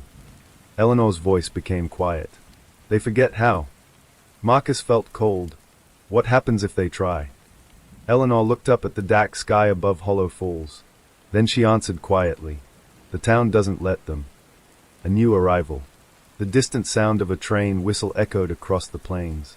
Marcus turned toward the tracks outside town. A faint pair of headlights appeared far in the distance. The last train had returned. Marcus looked back at Eleanor. How often does it come? Every night. And every night more people arrive. Eleanor nodded. Yes. Marcus watched the train approaching through the darkness. Then he realized something terrifying. The town had already grown larger since the last train left. New buildings. New streets. New lights. Marcus whispered. How big can Hollow Falls get? Eleanor looked at the glowing windows across the town. Then she answered softly. As big as it needs to be. The train whistle echoed across the dark plains. Detective Marcus Hale stood in the middle of the street, watching the distant headlights grow larger as the train slowly approached Hollow Falls. Behind him, the town had changed again. Just minutes earlier, half the buildings had been dark. Now dozens of windows glowed with warm yellow light. Shadows moved inside them. People were living here. people who had vanished from the real world. Marcus turned toward the Riverside Hotel. Eleanor Whitmore stood quietly in the doorway, watching the town grow like she had seen it happen 1,000 times before. Marcus walked back toward her. "You said the town grows every time the train arrives." Eleanor nodded slowly. "It always has." Marcus looked down the street. "But these buildings weren't here an hour ago." Eleanor smiled faintly. "They are now." The train returns. The train rolled into the station again. The same dark engine. The same dim passenger cars. The same eerie silence. Marcus moved closer to the platform. He wanted to see who was arriving.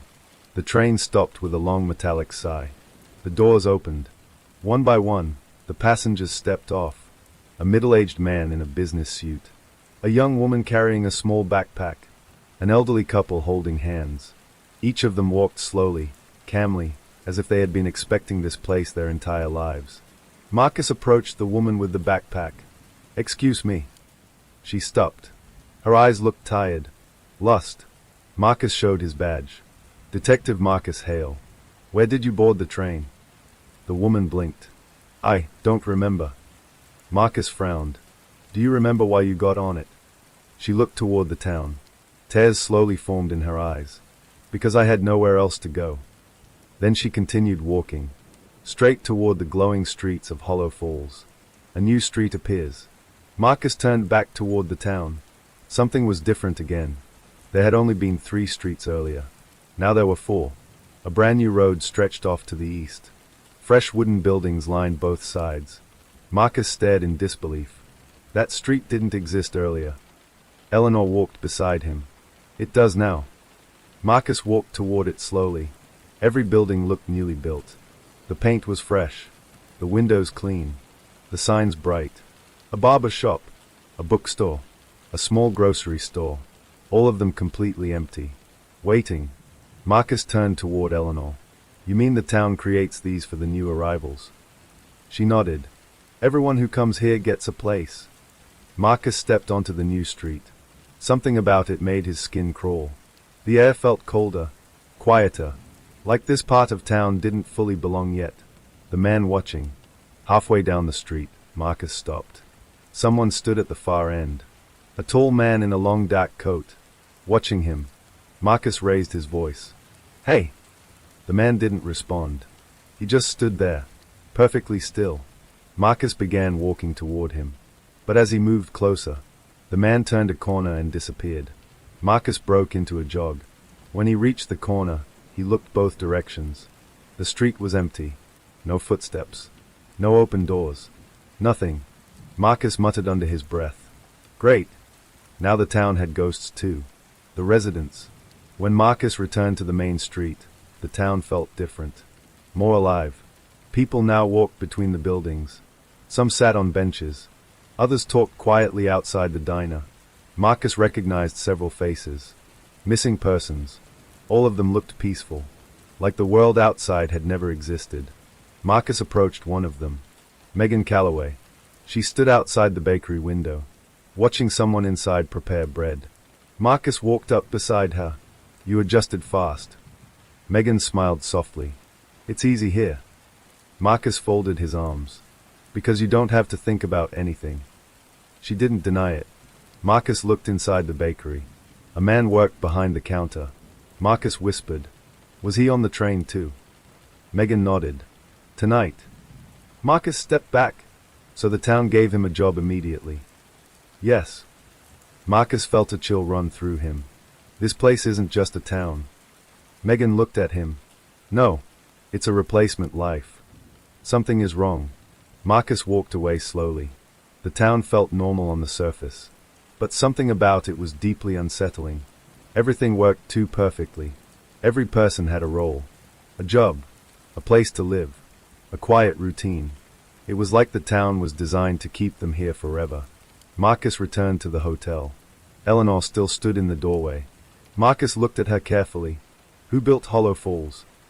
Eleanor answered without hesitation. "No one." Marcus shook his head. "That's impossible." Eleanor glanced toward the dark sky. "The town existed long before I arrived." Marcus narrowed his eyes. "How long ago was that?" Eleanor smiled faintly. I stopped counting. The locked door. Marcus entered the hotel again. The lobby was quieter now, but something had changed. A door at the back of the lobby stood slightly open. Marcus hadn't noticed it earlier. He walked toward it. Eleanor's voice came from behind him. That part of the hotel isn't for guests. Marcus paused. What's back there? Eleanor's voice grew softer. Rooms that aren't ready yet. Marcus pushed the door open. A narrow hallway stretched into darkness. The air inside felt cold, old, like it hadn't been touched in years. Marcus stepped inside. Then he heard something. A sound. Very faint. Like someone whispering behind the walls. Marcus turned back toward Eleanor. Did you hear that? She stood frozen in the lobby. Her calm expression had disappeared. Marcus realized something immediately. For the first time since he arrived, Eleanor looked afraid. The truth she won't say. Marcus stepped back into the lobby. What's down there? Eleanor closed the door firmly. That hallway doesn't exist for the residents. Marcus frowned. What does that mean? Eleanor looked toward the glowing streets outside. The town gives people what they want. Marcus crossed his arms. But... Eleanor hesitated. Then she whispered, but it also takes something in return. Marcus felt a knot tighten in his chest. What does it take? Eleanor looked directly into his eyes. Then she said the one thing Marcus didn't expect. You'll find out when the town decides to keep you. The new street. Later that night, Marcus stepped outside again. He needed air. The town was quiet now.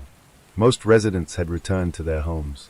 Marcus walked toward the new street again, the one that hadn't existed earlier. But when he reached the corner, he stopped. The street had changed again. Several of the buildings now had lights on. And at the far end, the tall man in the dark coat stood there again. Watching him, Marcus shouted, "Who are you?" This time the man answered. His voice echoed strangely across the empty street. "You're asking the wrong question, detective." Marcus walked closer. "What's the right question?" The man smiled faintly. Then he said something that made Marcus's blood run cold. "You should be asking why the town built that street for you." The man at the end of the new street didn't move. Detective Marcus Hale stood beneath the dim street lamp, staring down the long stretch of road that hadn't existed just hours earlier. The buildings on both sides looked newly built. Fresh paint, perfect windows, clean wooden porches. But the street still felt wrong. Too quiet, too empty. And at the far end of it stood the tall man in the dark coat. Watching, waiting. Marcus started walking toward him. The man didn't move. He simply stood there like he had been expecting Marcus to come. When Marcus reached the middle of the street, he called out, "Who are you?" The man finally spoke. His voice was calm, almost amused. "My name doesn't matter." Marcus stopped 10 feet away. "Then why are you here?" The man tilted his head slightly. "I've always been here." Marcus frowned. "That's impossible." The man smiled faintly.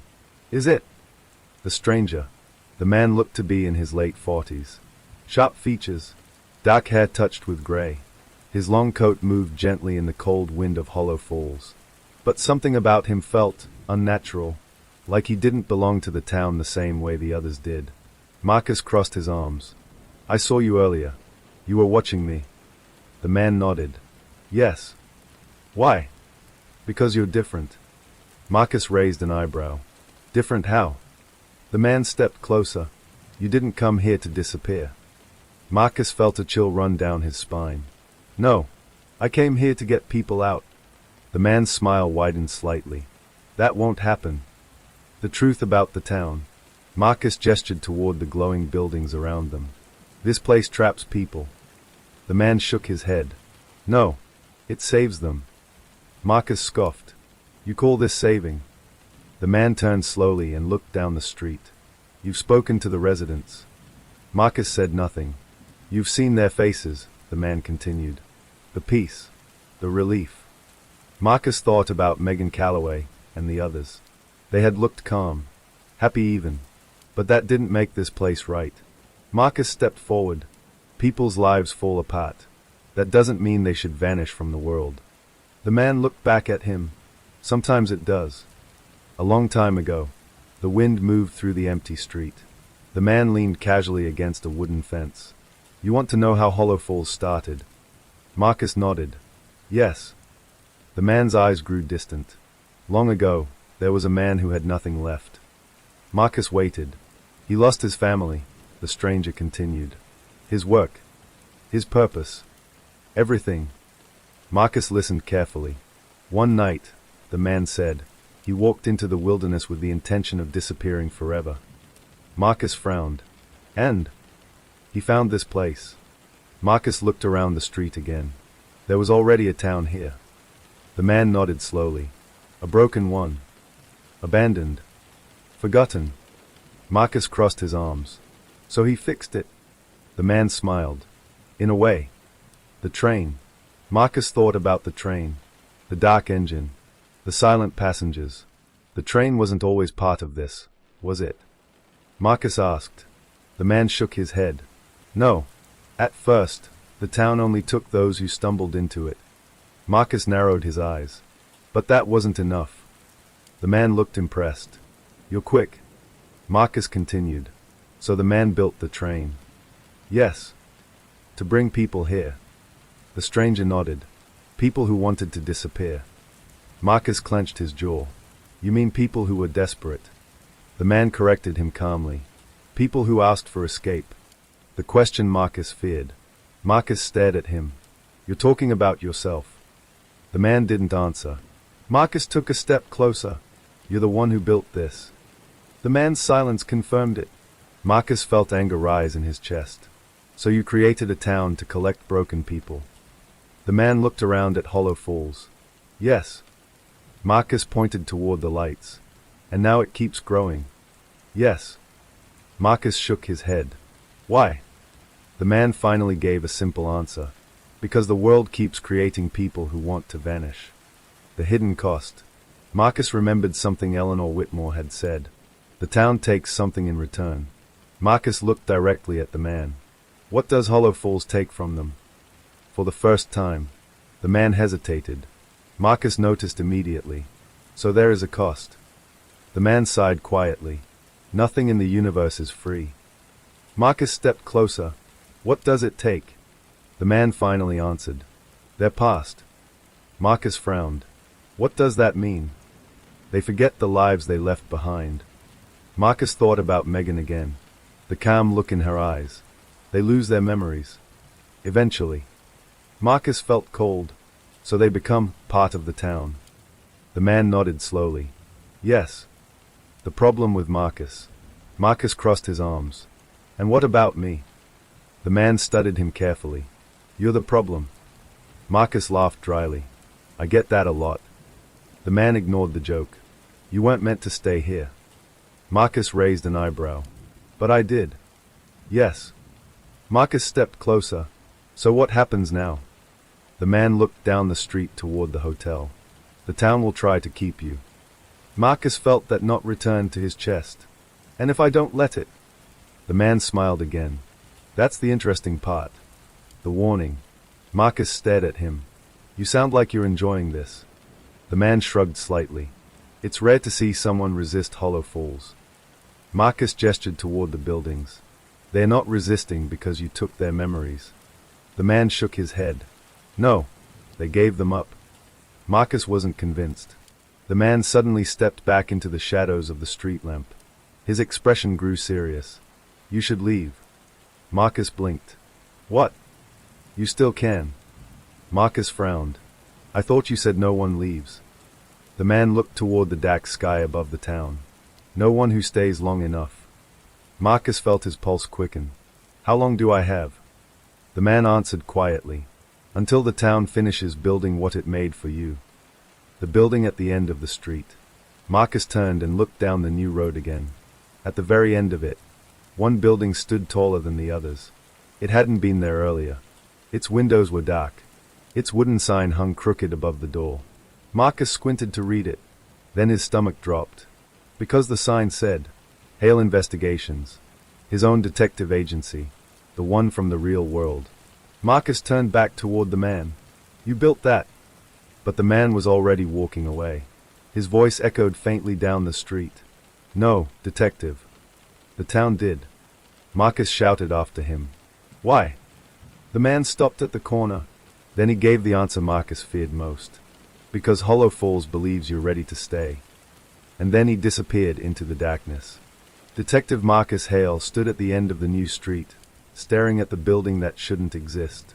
The wooden sign above the door swayed slightly in the cold wind. Hale Investigations. Marcus felt his chest tighten. That was the exact name of his office back in the real world. Same letters. Same faded gold paint. Even the small crack in the corner of the sign looked identical. But this wasn't possible. His office was hundreds of miles away. And yet here it stood. Built by a town that shouldn't exist. Marcus walked slowly toward the door. The street behind him was empty again. The man in the dark coat had vanished. The town felt quieter now. Watching. Waiting. Marcus reached for the doorknob. It turned easily. The door creaked open. Inside the office. Marcus stepped inside carefully. The air smelled faintly of old paper and coffee. His eyes widened. The office looked exactly like his real one. The same wooden desk. The same metal filing cabinets. The same coat rack by the door. Even the crooked clock on the wall was there. And just like before, it had stopped ticking.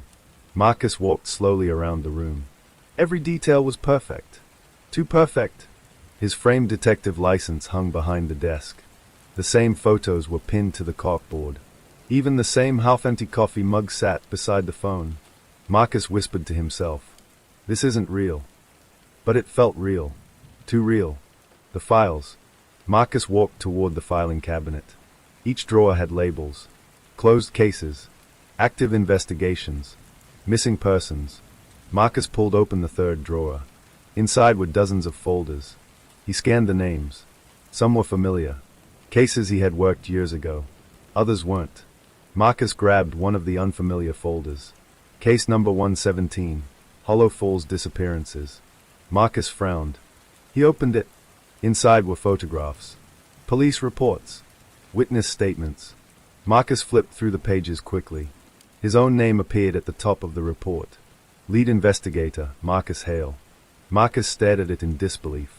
This case never happened. But the file told a different story. The investigation. According to the report, Marcus had been investigating the disappearances in Blackridge for nearly a year. The same missing people he had already met in Hollow Falls. But the file described something different. In this version of events, Marcus had discovered the truth about the train much earlier. He had tracked it through multiple towns, multiple disappearances. Marcus turned another page. A photograph fell out of the file. He picked it up. It showed the train station in Blackridge. But Marcus noticed something strange. He was standing in the photo, talking to the conductor. Marcus's stomach twisted. He didn't remember this. The notebook. Marcus searched the desk quickly. Inside the top drawer, he found a small black notebook. His handwriting filled the pages. Every note looked familiar. Every word looked like something he would write. But he didn't remember writing any of it. Marcus flipped through the pages. The notes described Hollow Falls in detail. The train, the residents, the way the town grew every night. Then he reached the final page. 3 words were written there. Do not stay. Marcus froze. Underneath that warning was another sentence, written more shakily. The town rewrites you. Marcus felt a chill run through him. Someone else in the office. The floor creaked behind him. Marcus turned quickly. A woman stood in the doorway. It was Megan Calloway. She stepped inside quietly. You found it. Marcus held up the notebook. What is this place? Megan looked around the office calmly. It's what the town thinks you want. Marcus shook his head. I never wanted this. Megan walked toward the desk. Maybe not consciously. Marcus frowned. What does that mean? Megan looked directly into his eyes. You spent your entire life solving other people's tragedies. Marcus said nothing. You chased cases until they consumed you. Marcus looked down at the file again. That's my job. Megan shook her head gently. It was your life. The town's offer. Marcus leaned against the desk. So Hollow Falls built me a detective agency. Yes. Why? Megan answered softly. So you can keep doing what you love. Marcus laughed bitterly. You mean so I'll stay? Megan didn't argue. Marcus looked at the notebook again. The town rewrites you. Megan nodded slowly. It changes your memories. Marcus's heart pounded. So eventually, I forget my real life. Yes. Marcus closed the notebook. And then what? Megan looked around the office. You live here. Marcus shook his head. No. The other files. Marcus opened another drawer quickly. More case files. More reports. But something inside them made his stomach drop. Every file described investigations that took place inside Hollow Falls. Not outside. Not in the real world. Marcus read one of the titles. Case number 202, Missing Resident, Hollow Falls. Another. Case number 318, Disturbance in the Lower Streets. Marcus looked at Megan. People go missing here too. Megan hesitated. Marcus noticed immediately. What happens to them? Megan didn't answer. Marcus closed the drawer slowly. That's the part the town doesn't advertise. The realization. Marcus stepped toward the window. Outside, the street looked calm. Residents walked peacefully beneath the lamps. But something about it felt different now. Marcus realized the truth. Hollow Falls wasn't just giving people a new life. It was replacing their old one. Completely. The longer they stayed, the more the real world faded away. Marcus turned back toward Megan. How long before it starts happening to me? Megan answered quietly. It already has. Marcus felt his pulse spike. What do you mean? Megan pointed toward the desk. Marcus followed her gaze. The boat book. The handwriting. The photographs. Evidence of a life he didn't remember. Marcus whispered. This place is rewriting my past. Megan nodded. The knock on the door. Suddenly someone knocked on the office door. 3 slow taps. Marcus froze. Megan stepped back slightly. Who is that? Marcus moved toward the door carefully. When he opened it, Eleanor Whitmore stood outside. Her expression looked more serious than Marcus had ever seen.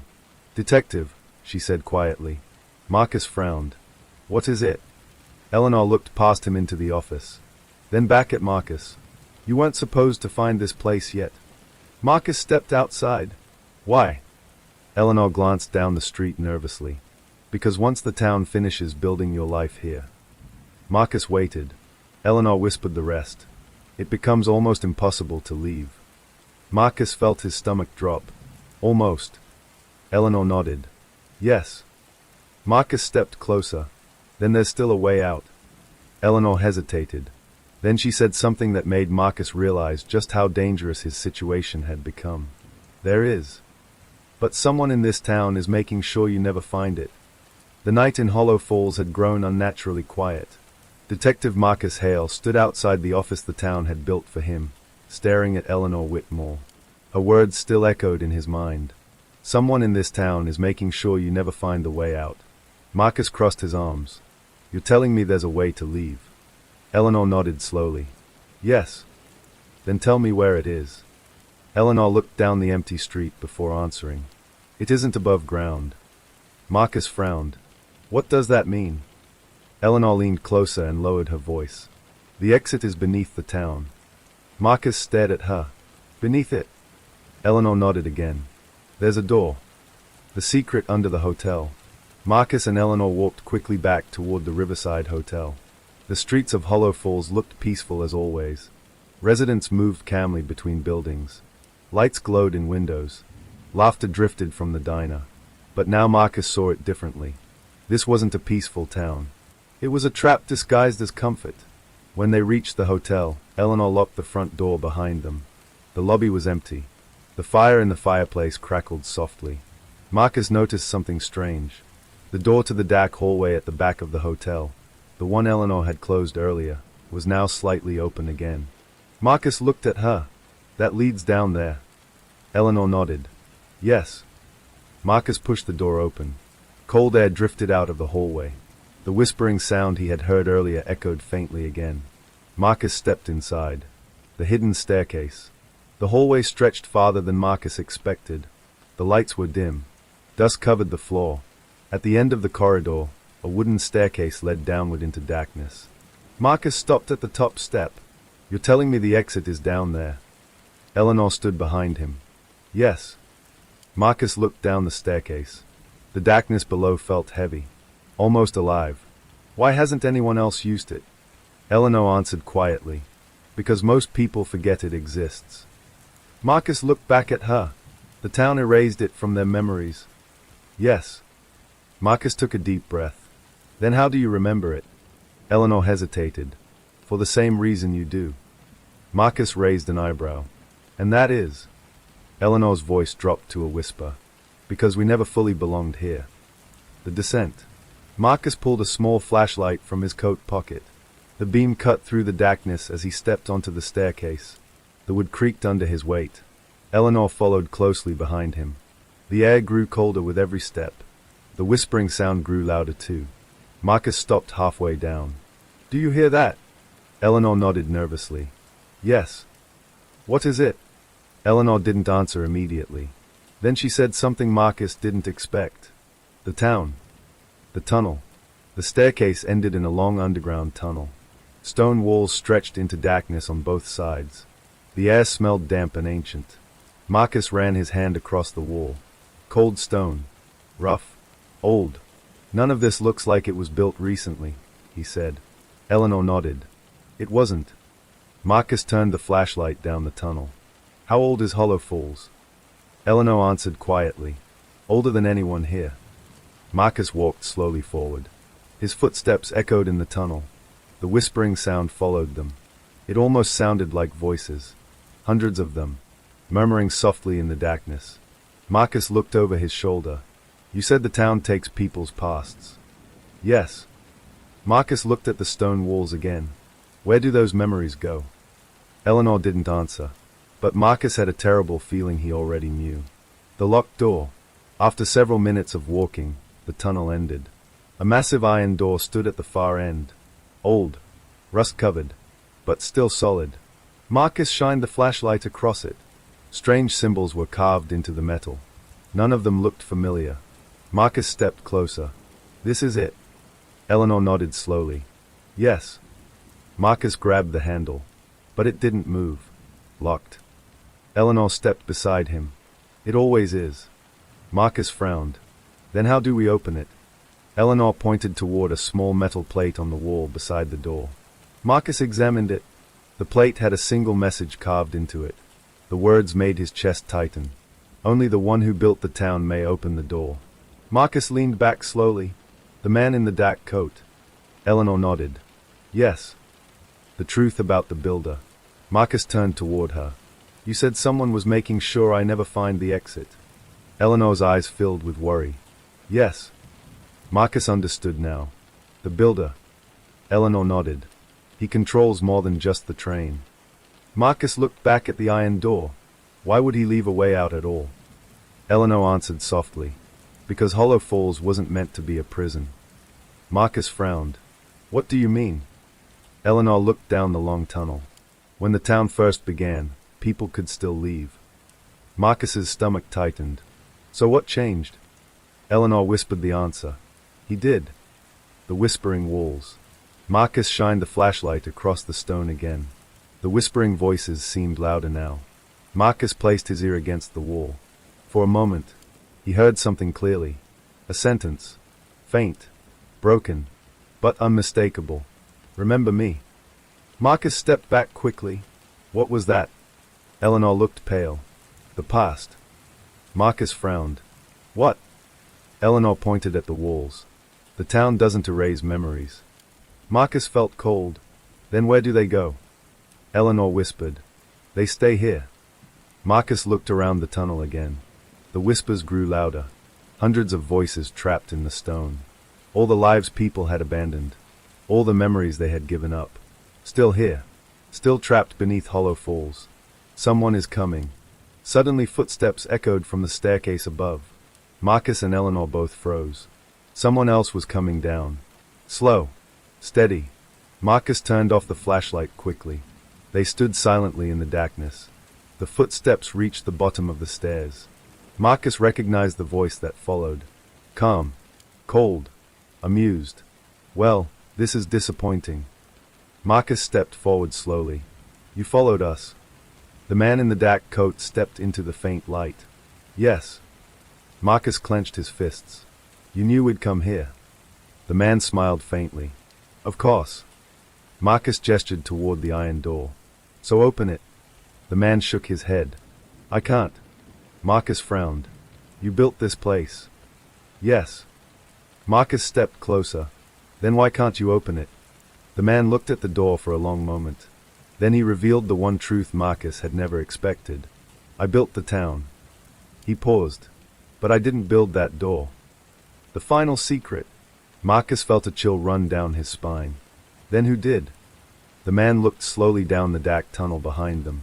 His voice became quiet, almost fearful. It was already here when I found Hollow Falls. Marcus glanced back at the iron door again. Then what's behind it? The man's eyes darkened. No one knows. Marcus whispered. And that's the only way out. The man nodded slowly. Yes. Marcus stared at the door. The whispers inside the walls grew louder, like the memories of thousands of lost lives were begging to escape. And suddenly, the iron door trembled. A loud metallic crack echoed through the tunnel. Marcus's heart began pounding, because something on the other side was trying to open it. The iron door trembled again.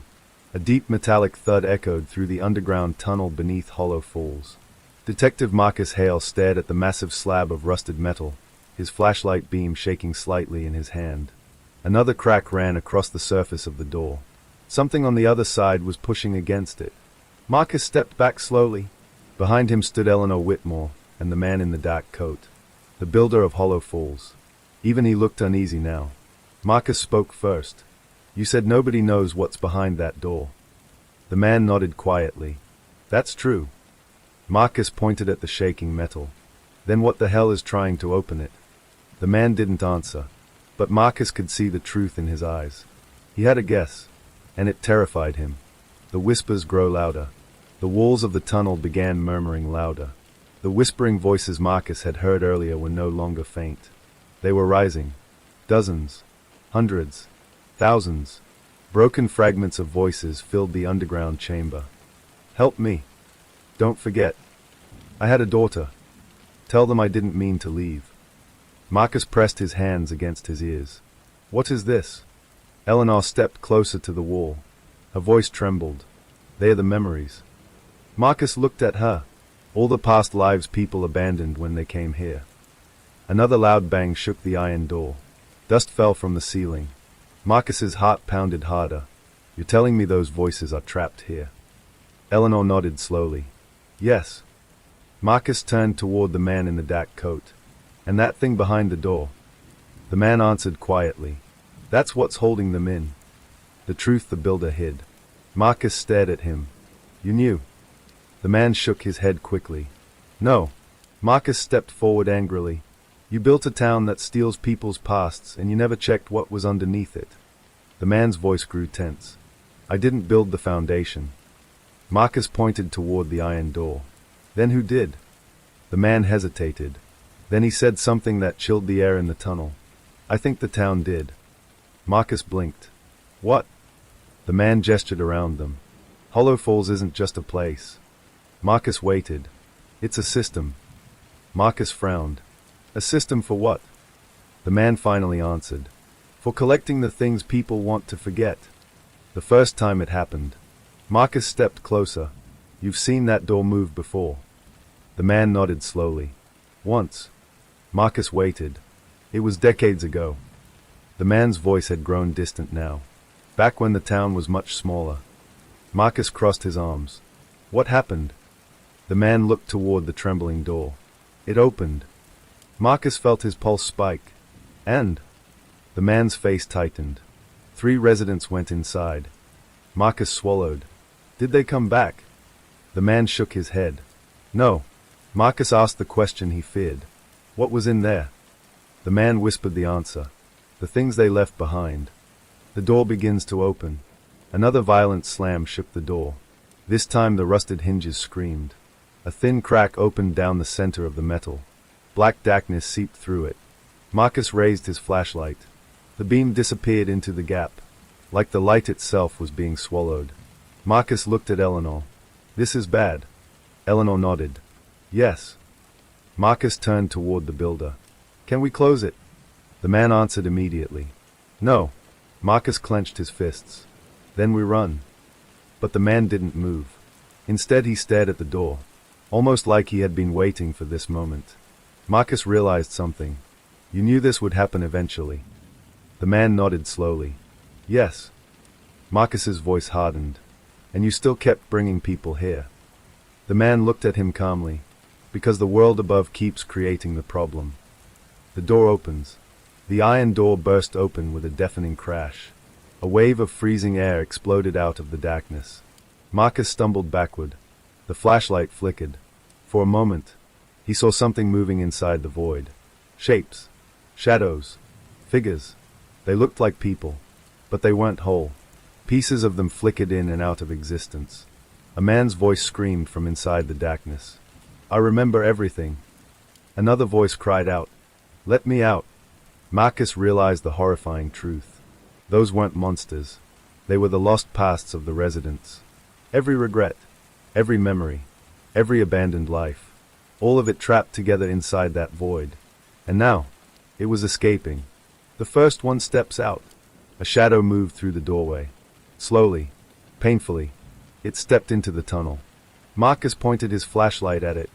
The shape became clearer. A man in torn clothing. His body flickered like broken film. Half his face was normal. The other half looked burned away by darkness. He looked directly at Marcus. Do you know who I am? Marcus shook his head slowly. The figure smiled sadly. I'm the man David Hargrove used to be. Marcus's stomach dropped. You're his memory. The figure nodded. I'm the life he abandoned. Behind him, more shadows began crawling through the doorway. Dozens of them. Hundreds. Marcus whispered. This whole town is built on top of these things. The builder nodded quietly. Yes. The collapse of hollow falls. The tunnel began shaking violently. Cracks spread across the stone walls. The whispering voices turned into screams. Marcus looked toward the builder. What happens if they all get out?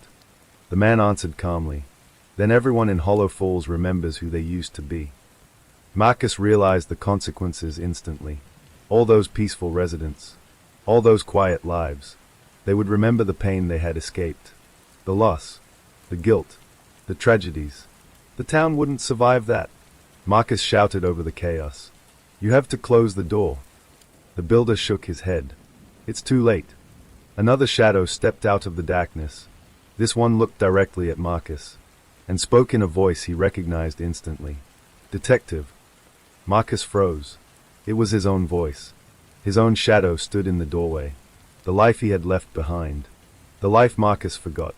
The shadow stepped closer. It looked exactly like him. But older. Tired. Broken. You don't remember me, do you? Marcus whispered. What are you? The shadow smiled sadly. I'm the part of you that came here to escape. Marcus felt his chest tighten. I didn't come here to escape. The shadow shook its head. Yes, you did. Marcus felt his memories begin to blur. Fragments of his real life flashed through his mind. The endless cases. The sleepless nights. The divorce. The loneliness. The moment he stood in the train station. Too tired to keep going. Marcus whispered. No. The shadow stepped closer. You boarded the train because you wanted a place where the pain would stop. Marcus's flashlight fell from his hand. The beam spun across the tunnel floor, lighting the growing swarm of shadows pouring through the door. The shadow version of Marcus spoke one final sentence. The difference between you and the others. Marcus waited. Is that you came here to solve the mystery? Marcus whispered. What mystery? The shadow pointed toward the open door. The one waiting on the other side. The tunnel beneath Hollow Falls was collapsing. Stone cracked. Dust poured from the ceiling. The iron door hung open, twisted off one hinge, and the darkness beyond it continued spilling outward like an endless wound. Detective Marcus Hale stood frozen as his own shadow, the life he had abandoned, stepped closer. Behind it, hundreds of other shadows emerged. Fragments of forgotten pasts. Memories. Lives that had been left behind when the residents boarded the train. Marcus's shadow looked exactly like him. But older. Tired. Broken. You finally found the truth, it said quietly. Marcus clenched his fists. I didn't come here to forget my life. The shadow tilted its head. No. Marcus shook his head. I came here to find the missing people. The shadow smiled faintly. And why do you think you cared so much about them? Marcus didn't answer. The shadow answered for him. Because they were just like you. The real reason. The tunnel shook again. Behind Marcus, Eleanor Whitmore held onto the wall to keep her balance. The builder, the man in the dark coat, stood silently near the broken door, watching everything unfold. Marcus turned toward him. You knew this would happen. The man nodded. Eventually. Marcus pointed toward the shadows pouring into the tunnel. You knew the past would come back. Yes. Marcus's voice hardened. Then why keep bringing people here? The builder answered calmly. Because Hollow Falls isn't meant to hide people forever. Marcus frowned. Then what is it meant for? The builder looked at the chaos around them. It's a waiting room. Marcus blinked. For what?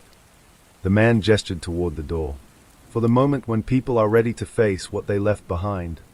The town above. Another violent tremor shook the tunnel. The ground cracked beneath Marcus's feet.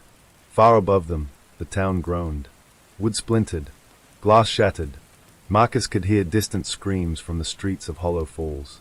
The shadows escaping the tunnel were reaching the residents. Memories returning. Lives rushing back. Marcus turned toward Eleanor. What's happening up there? Eleanor's face was pale. They are remembering. Marcus knew what that meant. Every regret. Every loss. Every mistake they had tried to escape. All of it was coming back at once. Hollow Falls had given them peace. Now it was giving them truth. Marcus's choice. Marcus turned back toward his shadow. The other version of himself stood calmly in the center of the tunnel. Waiting. You said the town rewrites people, Marcus said. The shadow nodded. Yes. And if the past comes back, then the illusion ends. Marcus looked toward the broken door. The darkness beyond it still pulsed like a living thing. So what happens now? The shadow answered quietly. You choose. Marcus frowned. Choose what? The shadow gestured toward the staircase leading back to the town. You can go back up there. Marcus waited. You can rebuild your life here. Marcus shook his head. That place is collapsing. The shadow nodded. Yes. Marcus looked at the door. And the other option. The shadow's voice became softer. You walk through that door. Marcus's chest tightened. What's on the other side? The shadow smiled sadly. The real world. The truth about the door. Marcus turned toward the builder. You said you didn't build that door. The man nodded. That's correct. Then who did? The builder looked at the darkness. I think it was always there. Marcus waited. Every place where people try to escape their lives eventually creates a door like that. Marcus frowned. A way back. Yes. Marcus looked again at the swarm of shadows escaping into the tunnel. So those things.